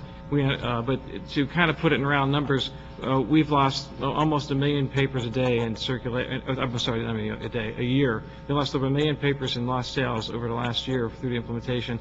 It's several $100,000 in lost revenue. So there has been an impact to us already. And if it's impacting Los Angeles Times, I can imagine what it's doing to the smaller newspapers. So to raise our fees at this point would be counterproductive to a good business environment. And we just encourage the city. We understand they need to recover their costs, but carefully look at the numbers and help us understand where they're coming from. Thank you. My name is Martha Diaz-Ashkenazi. I'm the publisher and owner of the San Fernando Valley Sun, a community newspaper in the San Fernando Valley that's over 100 years old. We're a bilingual newspaper that brings the community news to the forefront where otherwise it might be hidden.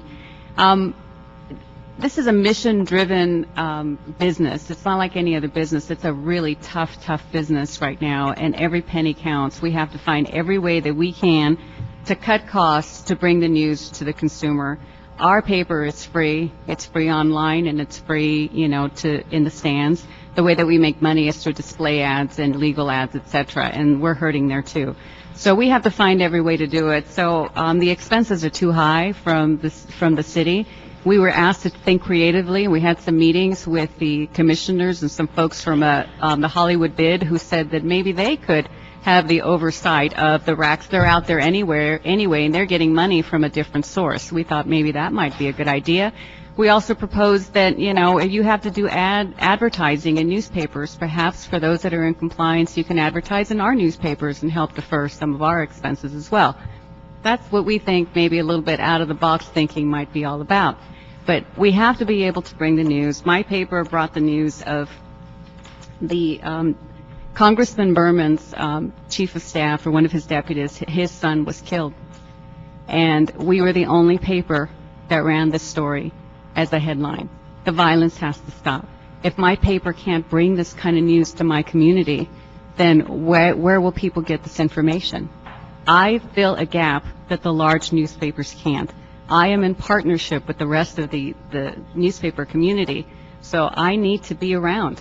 And the price of free speech cannot be put so high that I cannot afford it, that my community's views, my community's news will not be heard. So please take that into consideration.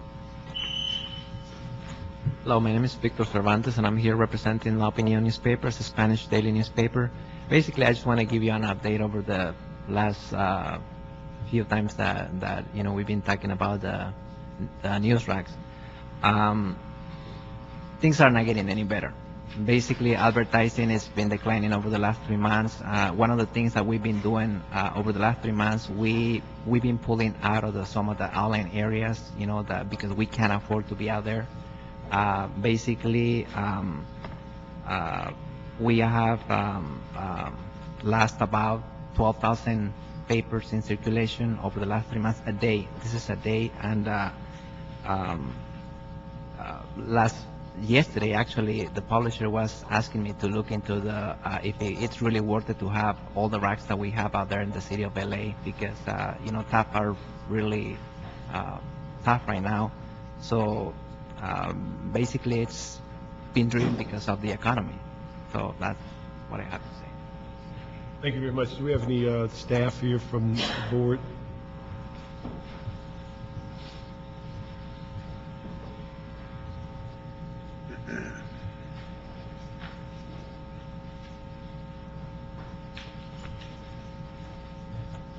Good afternoon. This is kind of a makeup. We gave some directions at a previous meeting, but for some reason it didn't get all the way to council. And I want to just give those instructions, and I have just one question. We would like to instruct the board to approve the news rack permit fee of $21.69 per news rack for fiscal year 2008 and 9, and that's retroactive to July 1st.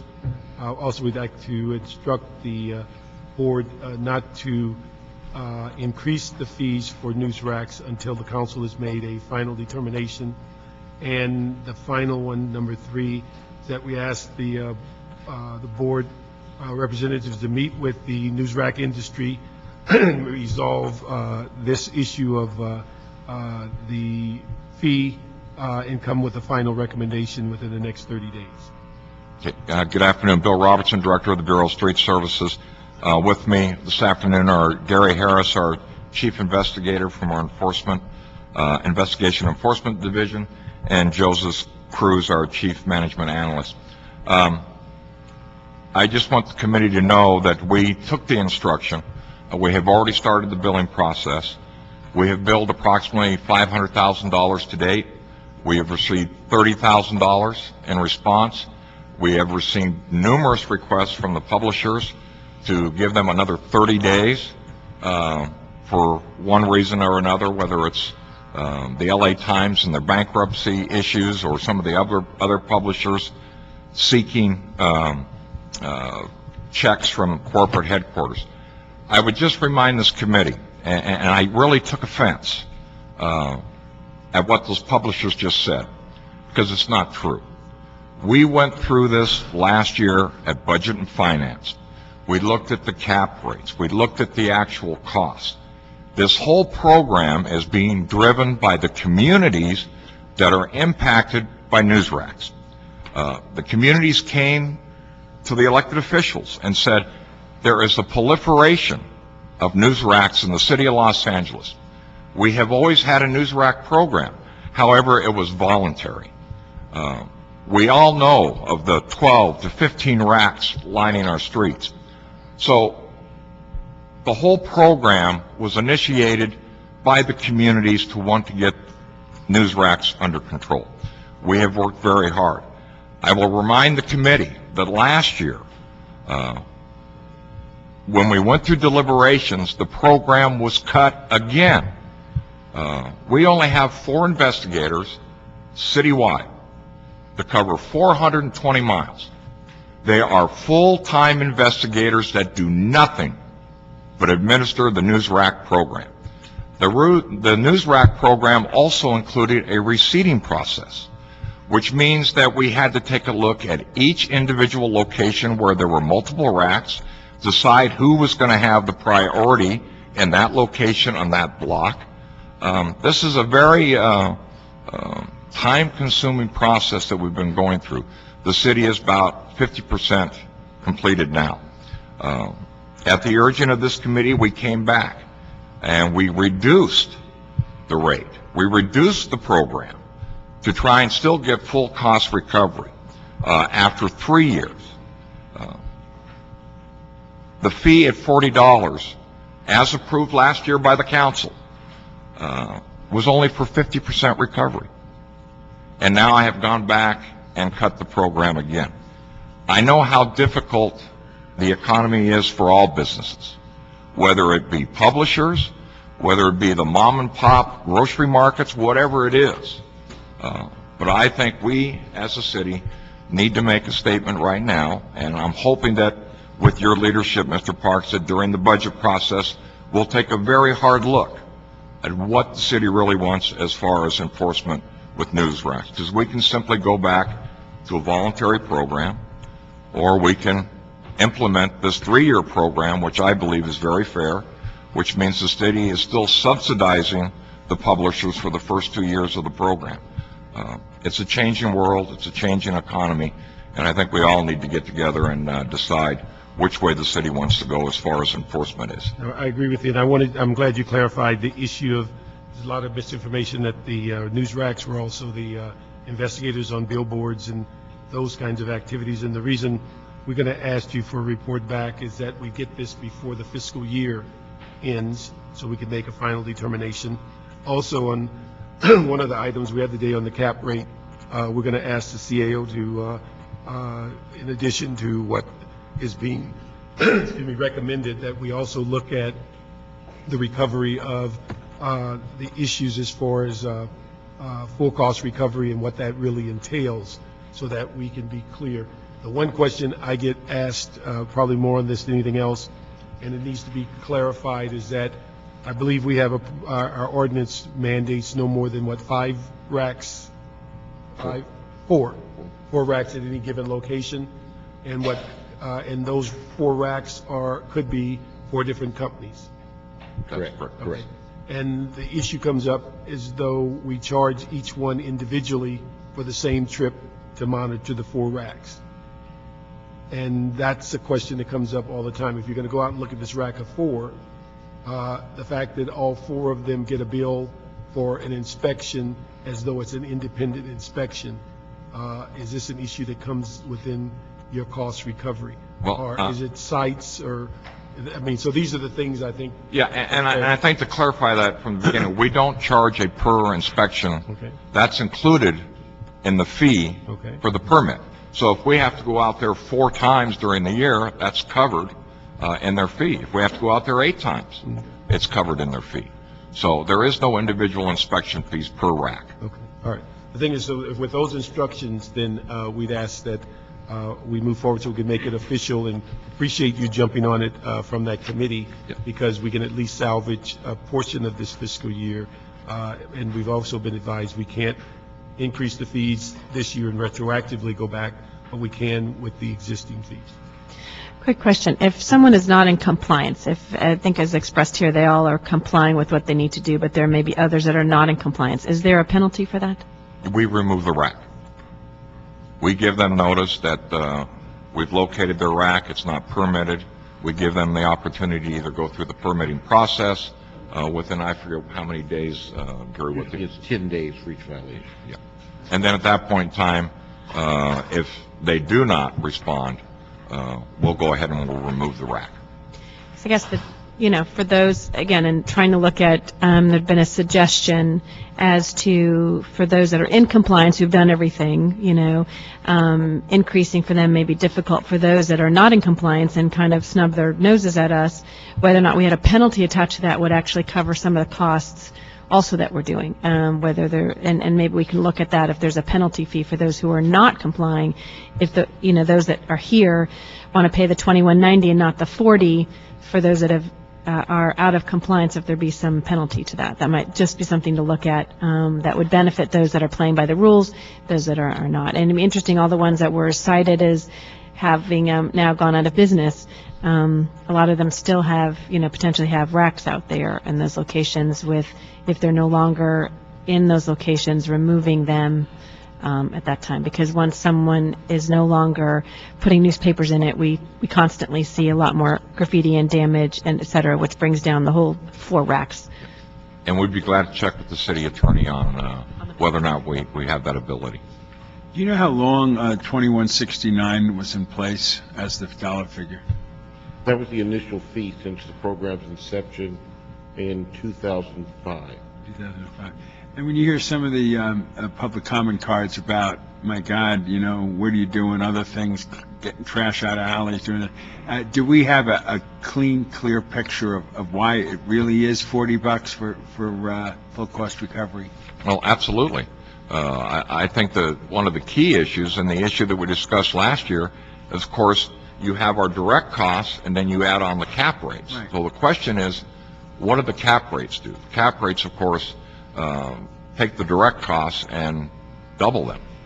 So that's one of the big issues. And I think in our report, again, the Bureau has no discretion on cap rates. Yeah. That's strictly from the controller and the CAO. Our divisional overheads are included.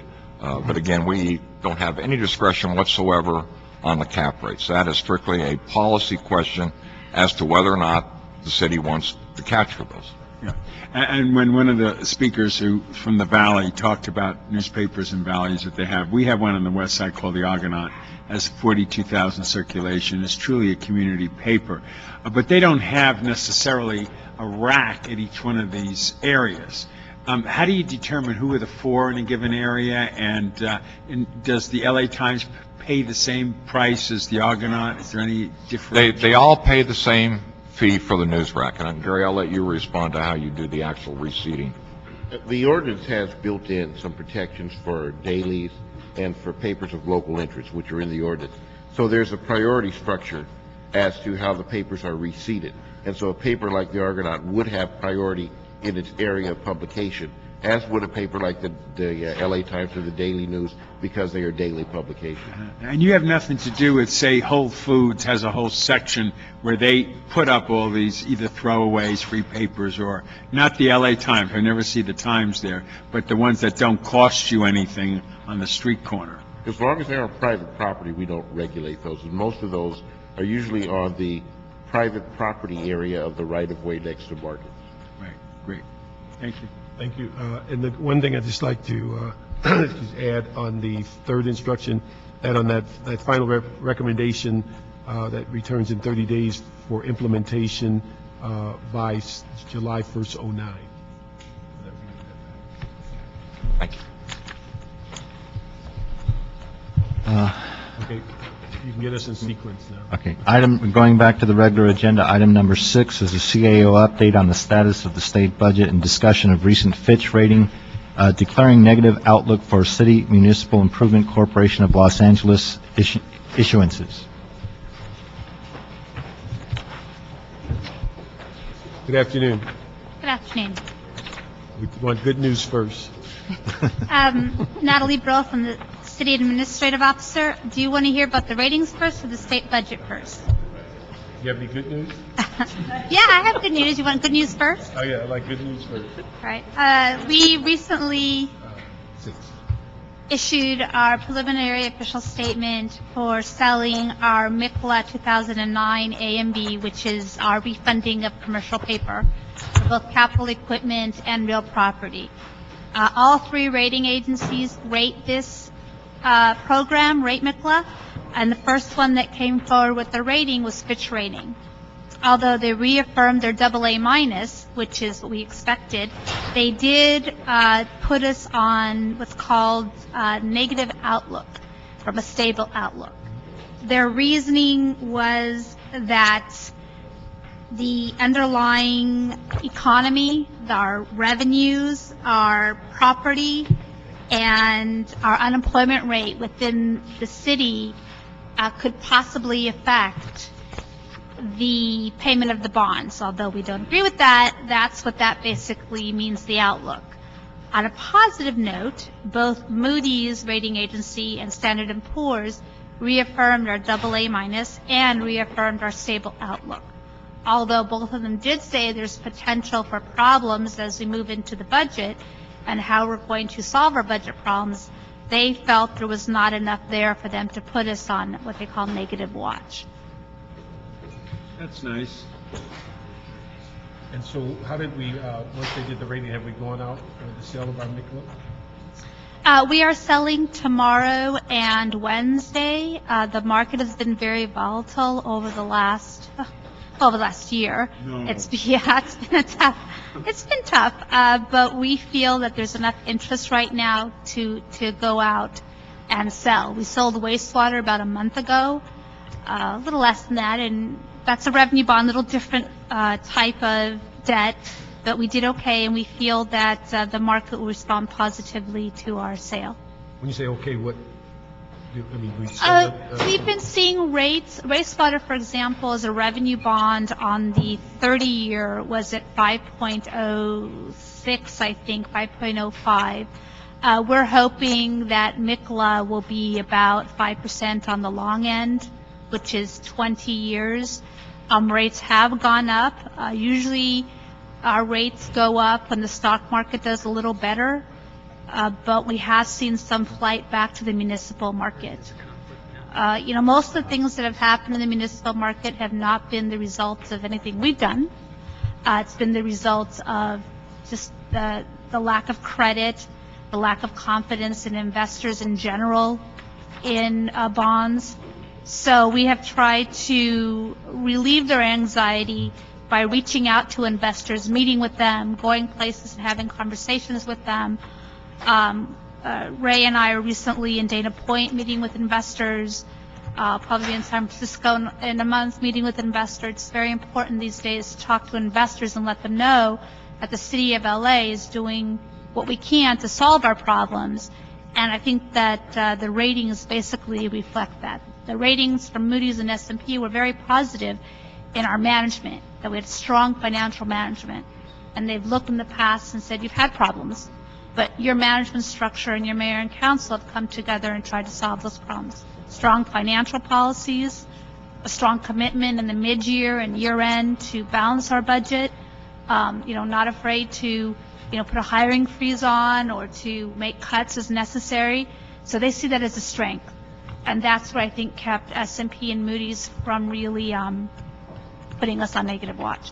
And that's directly in their commentary. Well, one thing is the fact that we're going out to sell bonds and increasing our debt. Does that work as a negative for us? Because one of the things they commented that we have an increasing debt. Yes, we do. Our percentage has gone up as our revenues have gone down. Overall, we're pretty much in the middle, I think. When you look at cities, we have an average per capita of around, some say 2,900, some say 3,000 per capita of debt. That is a concern, but, it changes as we pay off some debt. Some debt comes on. So they understand that our capital program has been growing, but we are way within our limits and our policies, so they are comfortable with that.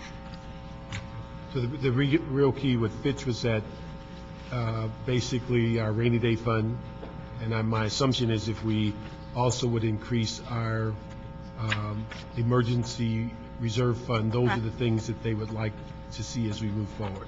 Yes. In addition to holding on to our debt and managing our allocations. Correct. And they tend to be a little bit tougher on the cities than Moody's and S&P in general, we find.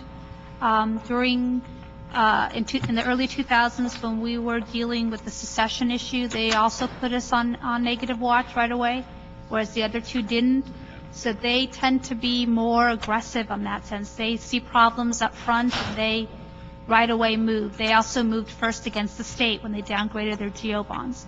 So they tend to be a little bit more aggressive in their ratings. Also, with Moody making their judgments collectively about municipal governments, that's very unusual. Do we know what the basis of that was? Actually, I spoke to them this morning, and they're just very concerned in general about across the country. They're seeing trends in lower revenue, in property, in the economically sensitive revenues, in property values. And so they felt for the first time that they would do an across-the-board negative watch on the economy. However, I did ask specifically about us, how are we doing as compared to that? And the analysts did tell me that we are fine. We're still stable. They did not but change the outlook on the city of Los Angeles. We're still a stable outlook. Their concern is they're seeing certain trends throughout the country that are worrisome. There's been a lot of negative reaction to their publication, as you know, in Washington because of the stimulus package. We're not quite sure what the end result of that would be. I've read what they had to say. They said, I think, what we've all been saying. Property values are down. The assessor came out and said that. Our, sales tax, and, we know all that from the mid-year report. So I think people are just surprised that they did it all at once. The other thing I was wondering, with our current impending litigation as it relates to in the past with the bonds and forced us into getting insurance that we probably didn't need, are our bonds much different when they were demanding that we had insurance compared to where we are now? No, I think we're about the same. When the insurance first went away and we issued first without insurance, we really didn't see that much of a discrepancy in the rating themselves. And I think that was a more reflection of looking back at our own debt. For so long, investors were used to seeing an insurance rating and that was it. But when they started looking at each city individually, we are a AA agency. Even though MIC was AA minus, we are a AA agency, and they saw that as a strength. So it really didn't affect our interest rate that much. There are still a few insurance companies out there, and it really is a cost-benefit analysis. Some investors like insurance. Some investors don't like insurance. There is a time to use insurance. MICLA will have insurance on some of its maturities because an investor has come forward and said, and the difference was $1 million in debt service. So in that case, an investor is willing to pay $1 million less in debt service. It's in our best interest to have insurance. You have to really look at it as case by case. We don't aggressively pursue insurance anymore. It's only when an investor comes forward and says, for whatever reason, we'd like insurance on your bonds. No, just curious as to the Moody's. I heard about this too, and I may have missed the article. If you could just send to us like you did the Fitch, is there a document that you Yes. have from? Would you make sure we get copies of that? That'd be great. I'll send you the three on MICLA as well as the local government sector one also. That would be great.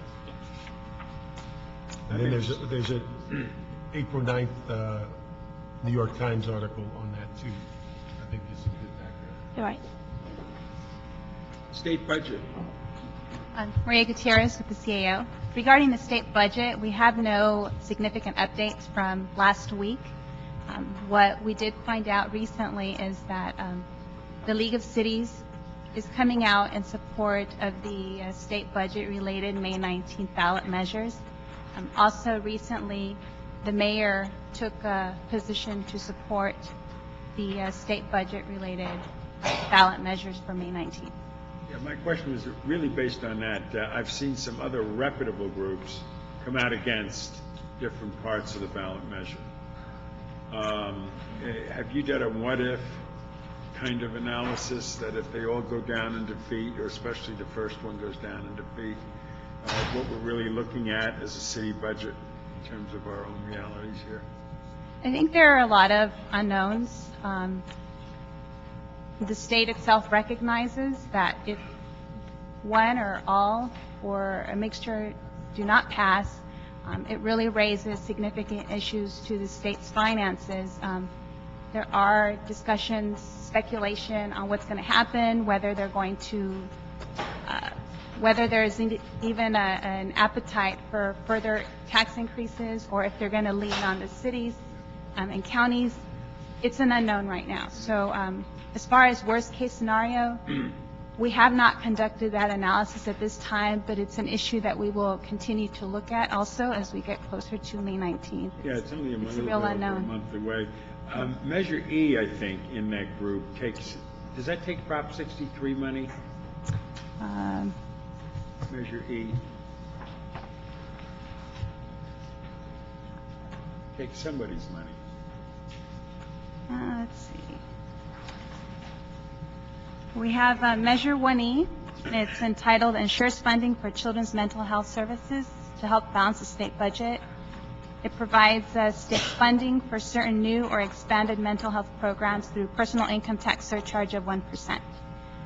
It would allow for the temporary redirection of some Prop 63 funds. Yeah, it's the same old story, which really offends me. They should fire them all up there. When we voted on Prop 63, I know I did television at the time. It was clear we would never rate that for anything, for its obvious reason. I got more homeless people on the streets I'm going to talk about who could use some Prop 63 mental health.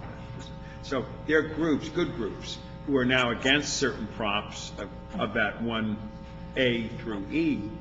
Unfortunately, that will impact the whole process. That's why I think you got to really figure out what if, and for two reasons. One, if it really does happen, they all go down in defeat. We can't play around. We have to deal with it. And secondly, if we feel so strongly that we want these 5 or 6 measures passed, you need to give us politicians ammunition to work with. So I can stand in front of a group, and I'm going to tell you that my groups right now don't want, everything is no. They've had it. I want to say, wait a minute, you vote no on that, this is what it's going to mean to you as a resident of the city of Los Angeles. Forget the fact that they can't get their act together right now. It's about us, and the role we play is where the rubber hits the road. And I don't have enough, I don't want to play politics, I want to have facts that say, if we don't pass this, this is what could happen to us in our city right now. So I can help articulate a position. Right now, I'm not voting yes or no. I don't care what politicians say. I want facts from you. Facts on both sides. Whatever it is, so I can lay it out. for the purpose of the tape. Facts on both sides. Okay. Anything else on state? No further update. Thank you very much. Appreciate it. Item number 7 is a CAO report relative to the cost allocation plan, rate study, and grants.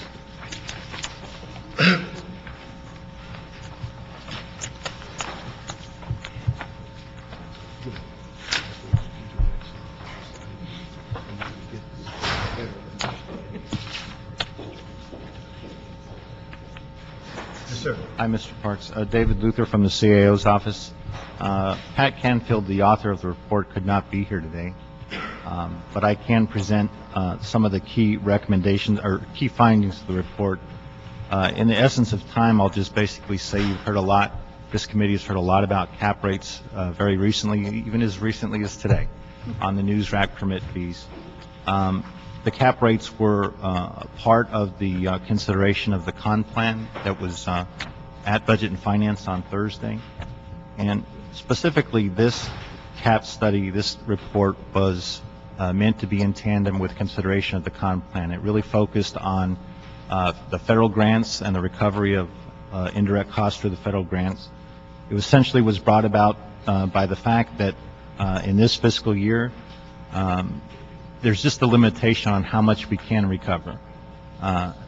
The general fund participation for the con plan was about $4 million this fiscal year because the grant revenues are declining and they're expected to continue declining.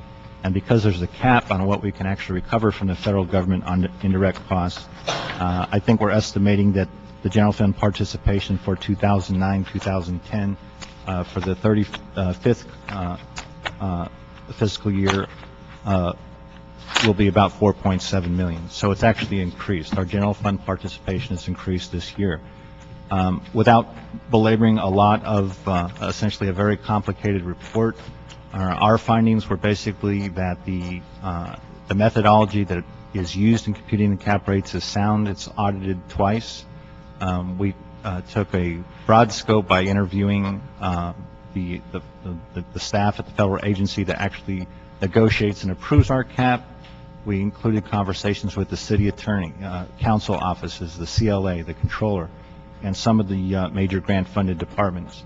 The bottom line for this report is that, again, for federal grant programs, the methodology is sound. It's an appropriate use of the cap rates. There is some council discretion and discretion in the mayor's office as to what level of general fund participation we're going to use on federal grant programs.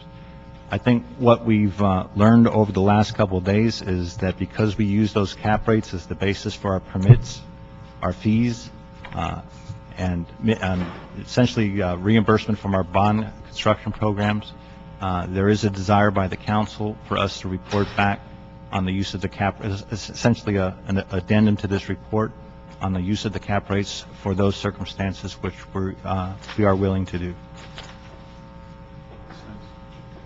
The thing is, we've talked over this over and over again, and I don't think we can do any better on the cap rate for the federal grants. But I think it's clear, just as we had the discussion on the news racks and other things, that there has to be some better understanding of how those rates are used on non-grant funds, department to department. How do we get the indirect costs? How do we basically compare or compute it for different usage? Because I think there's a major misunderstanding, particularly amongst general managers, is what's mandatory, what's discretionary, and things of that nature. So after my colleagues, if they have questions, then I'll have a couple of directions. I guess maybe the controller's office to come out.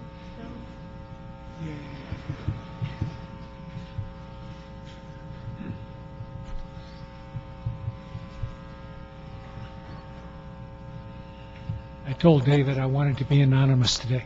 You did. Sorry.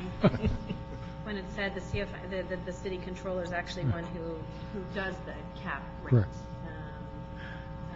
And it looks like this is specifically for the federal grants, but as mentioned, it impacts the rest of the other parts of the city because it's used the same way for our reimbursement.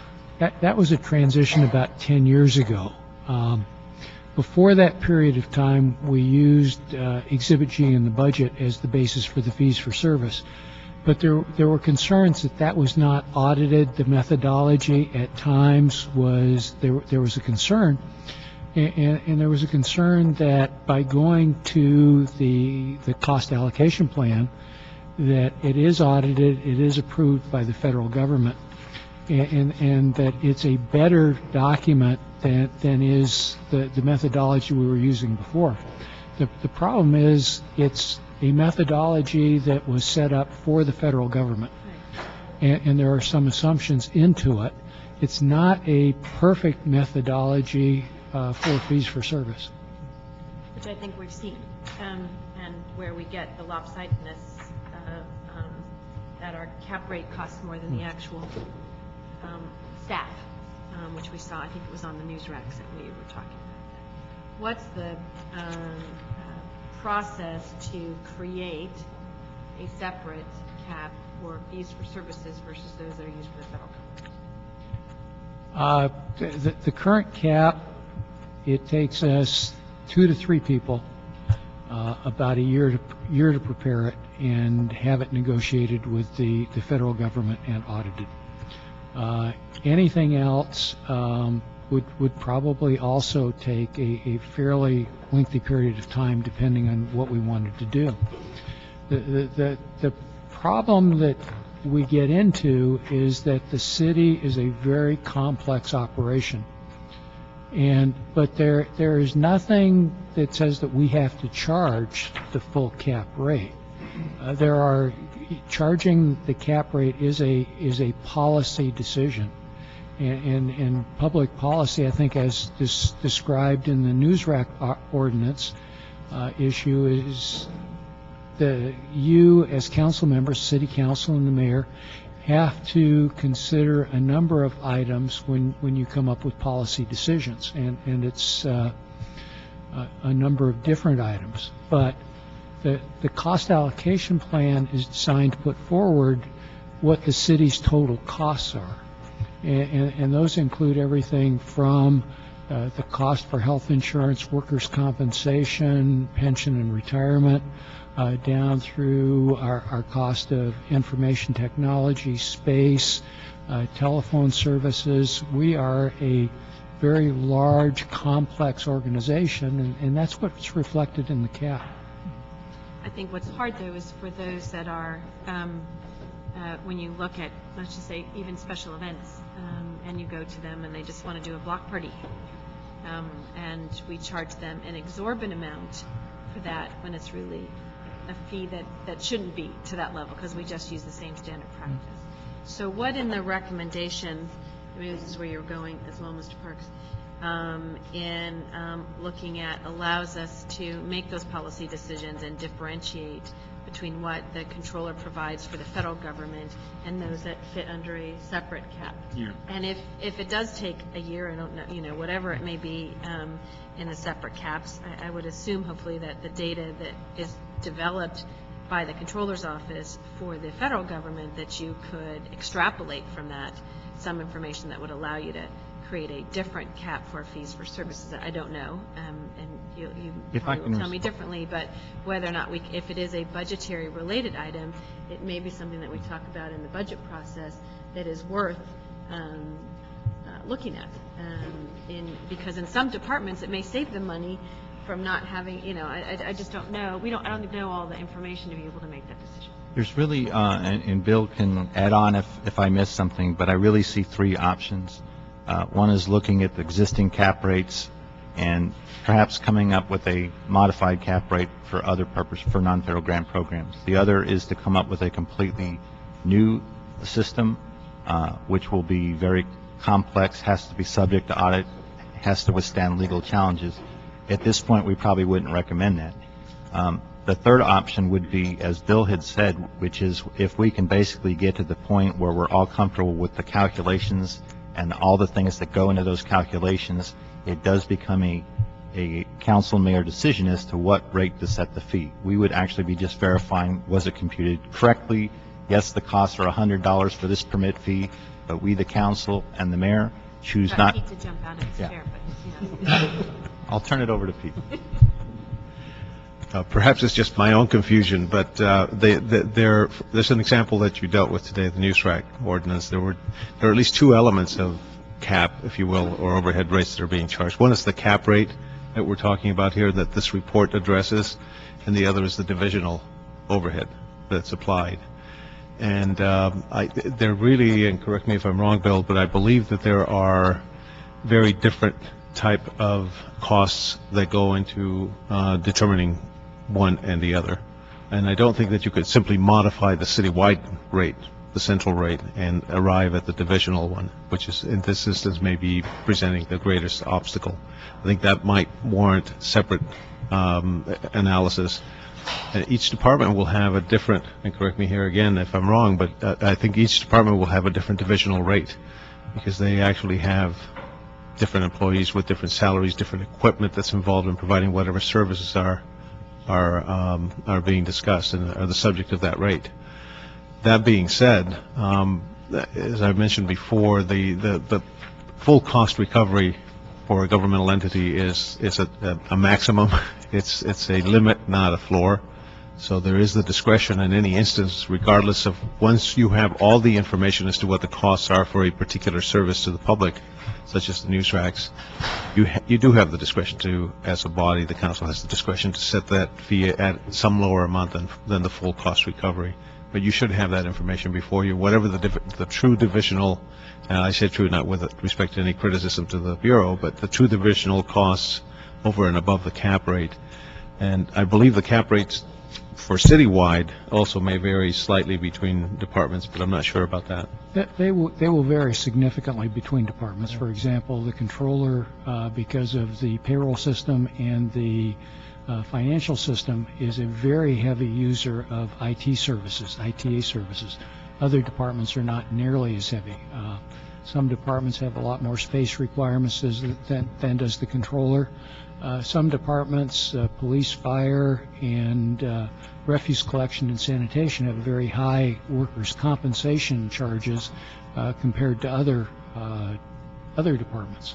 So the cap rates vary by department significantly depending upon their use of city services. And that citywide cap rate is again very tedious to determine, but it's also very precise as to the rate that will be applied for each department's services in grants programs, and significantly from our perspective to the various proprietaries, including the airports and the harbor. And there we're allowed to get full recovery of that cap rate, but if we treat those departments differently from other departments, then we face some issues. So for the citywide cap rate, it's important to try and maintain that for those types of services at the same. The divisional rate is another question. have we ever charged something less than what the cap rate was suggested in departments? To the proprietaries? Just to services? Oh, absolutely. There are a number of... One example, we had talked to the planning department about their appeal fee for appealing a planning and zoning decision. And there was a decision by the council and mayor basically to keep that fee low, so as to not discourage people from exercising their rights to appeal a city decision. That is an example of a policy decision in which we could certainly calculate all the costs that go into appealing a planning zoning decision, but we would choose not to recover those full costs for other valid reasons. Yes, I think one of you mentioned that it's discretionary, and that we use the cap rate. Is that discretionary on federal grants? The federal requirement, generally most federal programs give us a certain amount of money. If we charge a cap rate, we have to prepare it in accordance with the federal requirements. But most of the federal programs are just as happy if we spend all of the money on the program services and nothing on city overhead costs, because it's basically just a fixed amount of money that we will receive. Because it's just kind of the same time we're dealing with cap rate and grants. On the one hand, with block grant, we're dealing with the max of 20% above. Then, but on the police hiring, I don't believe there's any cap rate I'm not familiar with, you're talking about the stimulus grant? I'm not familiar with all the specific, I guess, do's or don'ts on that program. I know that we were allowed to collect fringe benefit costs. I don't know if we were allowed to, under the grant terms, to recover more than fringe. But what you're saying is correct. The different grant programs have different provisions regarding the recovery of those cap costs. By the grant, not that all federal grants require. Each federal Correct. grant may have a different. Yes. Correct. Yeah, nothing. Okay, we'll move this report, but asked a couple of directions that we received and filed a CAO report dated March the 4th related to cap rates and grants. But we also direct the CAO, with the assistance of the city controller, report back in 120 days with a follow-up report and recommendations on the use of the cap rate and other indirect cost rates in calculating cost reimbursement for non-federal grant applications, including permits, bond, construction programs, and fees for services. Also requested the city controller and the CAO to provide training to all non-proprietary city departments on the proper use of the cap rate and other indirect cost rates to recover indirect costs from both federal and non-federal sources. I'll give you this. So we'll move that item with those two directions.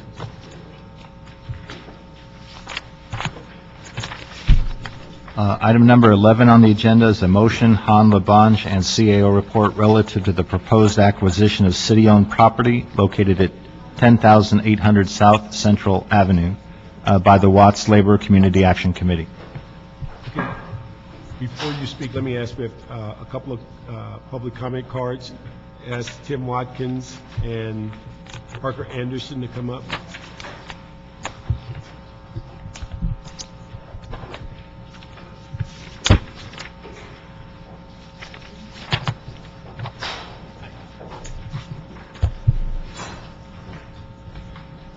Tim?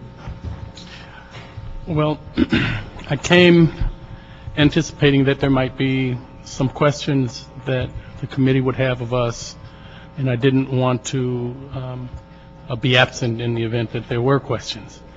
And so, with your permission, I didn't really have a statement to make. I'd like to respond, though, if there are, points of concern that you'd like me to address. Same with me. And before you start your presentation, I think the concern that came out of one of the earlier committees, and I don't believe anyone had the answer, and so they asked them to go and figure it out, is whether, number one, you can direct sale or sell city property that has been bought by block grant money, or whether that kind of transaction can be dealt with by having the purchase by public benefit. And I don't believe that's been resolved at this time. At least we haven't seen anything. But that was the question that came up, and no one had the answer in the last committee. Okay. That's correct, yes. Earl Taylor from the CEO's office. Earl Taylor from the CEO's office. The recommendations actually instruct the CDD to work with the HUD to find out if the HUD regulations permit the city to sell property that was for which funds, CDBG funds were expended, partially for cash and for in-kind services. Okay, that's on the CAO report. That is your recommendation number one. Yes. Yes. As you mentioned, this report was, the recommendations in this report was approved by ITGS in March 2009. It provides recommendations regarding the proposed acquisition of the property located at 10800 South Central Avenue by the Watts Labor Action Committee. The property was appraised at $1.6 million in 2007 by GSD, and the WLCAC proposed to acquire it for $80,000 in cash and in-kind services for the remaining costs. Our office discussed the proposed acquisition with the city attorney, CDD, and GSD. And the three issues that need to be considered, first of all, is the compliance with the HUD regulations, because HUD mandates that property for which CDBG grant funds have been expended on should be, they need to be reimbursed at the current market value of the property. So CDD would need to determine the amount of HUD funds that was expended to repair and improve this property, and also get permission from HUD, as we discussed earlier, as to whether we can sell the property partly for cash and partly for in kind.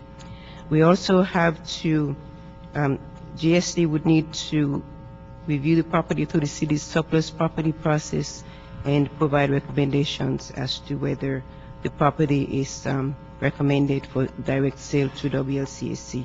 Are there two processes, because it's the surplus property and then the direct sale process? Is that one and the same or two separate processes? They go together. They go together. Okay. They go together. And the final issue would be the potential impact of the ongoing city study on the city-owned properties, which are currently listed to nonprofits. And I understand that our office and GSD are working on a report for the committee. Do we have any idea on, and I think the most important one is recommendation number 1 on your March 3rd report, of any idea when CDD will have an answer back on that? I do not, and I don't. We have anybody from CDD? Because that is the most critical question as to whether any of this can move forward when those funds are used, and that's something that I think we need to know right off the bat. David Esparza, Assistant General Manager of CDD. That request has been made. We have not received a response as of yet. Made to? I'm sorry? Made to whom? To HUD. Okay, so is that by letter or? Yes. Okay. So the issue is, do we have, in our contacts with HUD, any sense of how long that kind of request normally takes? Or is that something that can get in their windmill and we may? It could take a while. Is it a request from Washington, or can they locally make that determination? That I don't know. I don't know if we'd have to go to Washington on this, or if this is something that could be made by the local office. You know, I can follow up on that. Who did we contact? Who did we send the letter to? It would be Washington or local? Local. So if we could find that out, then it might help us to get an answer, either to call the local people we know or the Washington people to make a quicker determination. Is there any information, because you've only had the building 30 years, that you would know on the sense of how this evolved, whether that block grant money, how it was impacted over time? Well, actually, perhaps Parker might. I don't have a recollection of how CDBG funds would have affected the maintenance and upkeep of the premises.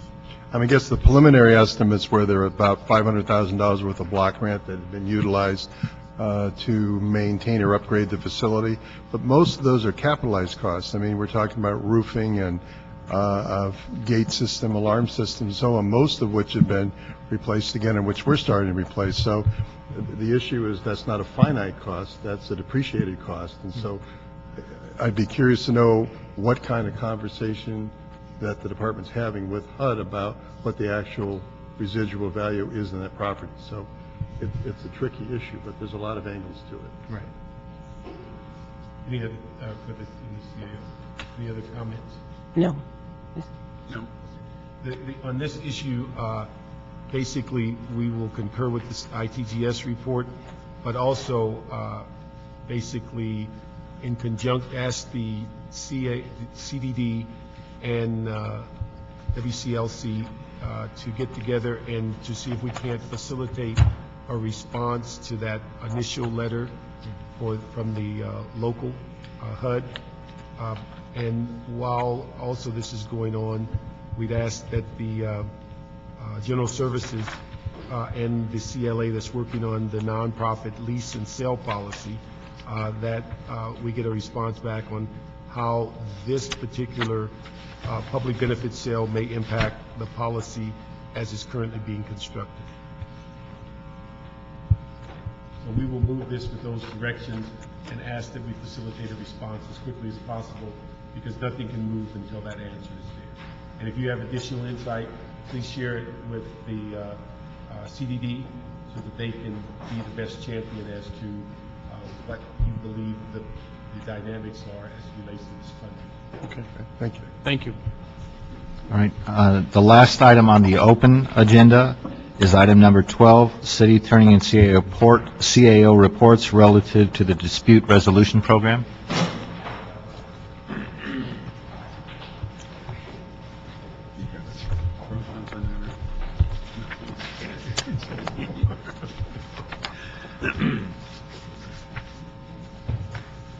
Good afternoon. Ida Rubio with the City Administrative Office.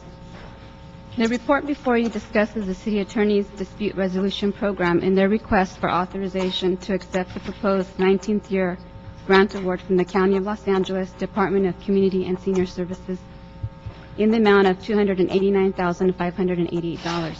Additional authority is requested to execute the grant agreement between the City and the County for the proposed grant period of July 1st, 2008 through June 30th, 2009. As you know, the City has received this funding from the County for the past 18 years, and the funding is used to encourage the use of dispute resolution services as an alternative to the court system. Services include mediation, conciliation, arbitration, and facilitation. These services are also provided to City or County residences, local businesses, other governmental agencies, and other City departments. An original report submitted to this committee back in December, as proposed by the department, exceeded the match requirement of the grant by about $192,000. Because of the City's general fund shortfall, some other options were reviewed in an effort to mitigate this general fund contribution. Of those options, we looked at possible staffing reductions and/or requesting additional funds from the county. Staffing reductions, there would be an impact if we were to reduce the staff because there are no, all of these positions are filled, and it could potentially result in a layoff. Requesting funds from the county was potentially was not an option because we're already in April and the program year ends June 30th. In an effort to present an additional option for this committee for your consideration, an addendum was released in March to present an option on how the match could be adjusted so that we are not exceeding the match and that we're meeting the match one-to-one. Both of these options, for both of these options, the related cost remains the same and does not decrease under either option. Subsequent to the addendum being released, the city attorney did receive notification that the grant for 0910, as reviewed by the Board of Supervisors, would be in the amount of $390,930. And it's my understanding that with these additional funds, should the 0910 grant be accepted by council, the funds would be used towards related costs. So with that potential additional cost, that pretty well voids your original recommendation about the one-for-one and the reduction of volunteer hours? Or is that recommendation just for this fiscal year? The one-to-one recommendation was for this fiscal year and is presented as an option so that we're not exceeding the match. Okay. Should Because there's no additional money coming this year, potential for next year. There's no additional money coming this year. This is it, $289. For next year, they are getting some extra money, about $100,000, and that will be used for related costs. And they would, the volunteer hours would then go back to meeting the match at the $200,000 level. And that would be a one-to-one match also. Yes, but I didn't know if you had particular questions. No, I just wanted, we wanted her to give the presentation. There's some issues about this year. Appears it might get a little bit resolved next year. But the real issue is whether, and trying to hold the match and the grant to a level in which we reduce the city's filling that gap. These are the reasons we have CAO to look at what could be done this year. I see. Well, we recognize that the volunteer hours were used in calculating this year's match as well, and that's what made us exceed the contribution of the county. That is those volunteer hours. The county allows calculation of $25 per hour for the volunteer hours, and that their contribution exceeds $200,000 a year. So that's what made for the difference in what the city was matching. They allow that to occur again next fiscal year, and they are have stepped up their contribution. It has wavered over the years because of civil filing fees. So it's interesting. They do tend to go up when there is hard economic times, and that may be what has happened. Why we are able next year to increase, the funding for the program. But the volunteers are called upon more and more, especially by city departments. Animal Services is one that told us to estimate for next fiscal year. They thought that they might have 2,500 new dog barking cases because of their funding cuts to handle. And I'll tell you that the volunteers are nothing but enthusiastic about that prospect. They want to handle not only those, but a wide range of other disputes. They come and train pretty extensively, more than any other local program requires training. We require 40 hours of classroom training and 160 hours of supervised case handling, far, far in excess of many programs, and yet we cannot keep up with the demand for training because community members want that training to apply in whatever settings they work or, in their home lives. In fact, new training starts on Wednesday. We have a very extensive waiting list for that training. So any impact on staff will reduce our capacity to respond to members of the community in that way. And as I said, the departments are now, it has taken 20 years for city departments to really become enthusiastic about the use of dispute resolution because it has cost savings and, reduces tension, and community members appreciate having that service. So when it was designed as a program, it was designed with a mission of a mediator on every block. And it was during very lean times that we designed it in the first place, post Proposition 13. When the state law was passed, each county had the option of taking advantage of those resources. It was the State Department of Consumer Affairs Legal Services Unit that encouraged us as a city to take advantage of the opportunity to become a grant-funded program. So we, I think, have done exceptionally well over these 20 years. We, again, have an award coming up for Mediation Week out of the County of Los Angeles.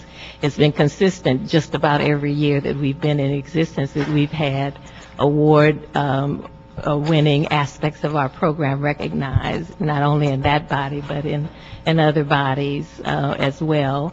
We're considered a real leader in dispute resolution programs, so I would hope that as a policy that the city would move toward more institutionalization of the dispute resolution program. The relationship with the county is, I think, helpful because we get kind of outside accountability that we have to deal with. People do look closely at what we do, and we compete, I think, very favorably with the other publicly funded programs. There are 14 this year, and consistently we can demonstrate that we are performing well, that we're being innovators in the field, that we are responding to needs of our community. So I hope that the report does, reflect that contribution of those volunteers, very unique, very substantial. 1,800 people to call upon that deal with any disputes is just an unusual resource to have by a governmental agency. No, I don't think anybody disagrees in the long history of how you've grown the program has been a major plus to the city. I think what we as a budget committee have been doing over the last couple of years is really looking at every grant, and there are times in which our grants have gone beyond what our matching has been, and then what happens is if the grant evolves to where it eliminates the funding, we have a tendency to keep those positions and move forward with resolution authorities And so it just keeps growing to the budget. And so we made a concerted effort to look at every grant and if to stay within the confines of that dollar allocation so that we are not taking general funds to match it. In fact, we had one this morning at Public Safety where no one would dispute the DART program and all the benefits. The only problem was over 3 years, it cost the city $1.5 million in order to get $400,000 in a grant. And so you're constantly balancing just Right. where all of that stuff matches. Well, remember, the match is the volunteer hours, that's what put the city over the top, that we were able to recruit so many volunteers, and they spend so much time with us. In fact, this year, the award that we are getting is an Outstanding Volunteer Award. One of our volunteers reports just like a staff member about 8 o'clock every morning and stays till about 4 o'clock every day. So we nominated her, and she received that award. And we have that kind of regular, very dedicated volunteer service. That's what made us exceed so much. It was not the general fund contribution that exceeded that contribution that the county makes in grant funds. No, I applaud you on what you've done, and I like the fact we're getting $390,930 more dollars. Yes, right, we're getting that next year. That's coming up, yeah. An increase. Yeah, it is, and so they recognize the value of it. But those volunteers, that's really the greatest resource that we have. They really are. We're going to move this, the CAO report dated December 17th, and with those 3 recommendations, and we'll amend recommendation number 3 that we approve the city's cash and in-kind match in the amount of $289,588 for the period of July 1st, 08 through June 30th, 09. We'll receive and file the CAO report dated March the 6th. And the 3rd recommendation, instruct the CAO and the city attorney to maintain volunteer hours for all future year grants, such as they will comprise $200,000 of city match requirement for this program, and reduce programming staff so that the total volunteer hours and the city staff costs for all future year participation in this program will result in a one-on-one match for the program, thereby minimizing the general fund impact of the program in future years. So I'll move that with those recommendations. Councilman, I just don't want to discourage the use of far more volunteers. We don't either. The thing is, the issue is for future, and we hope that the money gets a little heavier. But again, what we're trying to do is just not have an additional impact on the general fund beyond what the confines of the grant. Okay, So sure. the thing is, we're asking to work towards that for next year. It doesn't impact you necessarily for this year. Okay, all right, thank you. Mr. Parks, we'll have our closed session in this room, Okay, very good. and we'd ask that... No, let me ask for public comment, and then we could get the closed session. Ms. Doherty? What'd you do?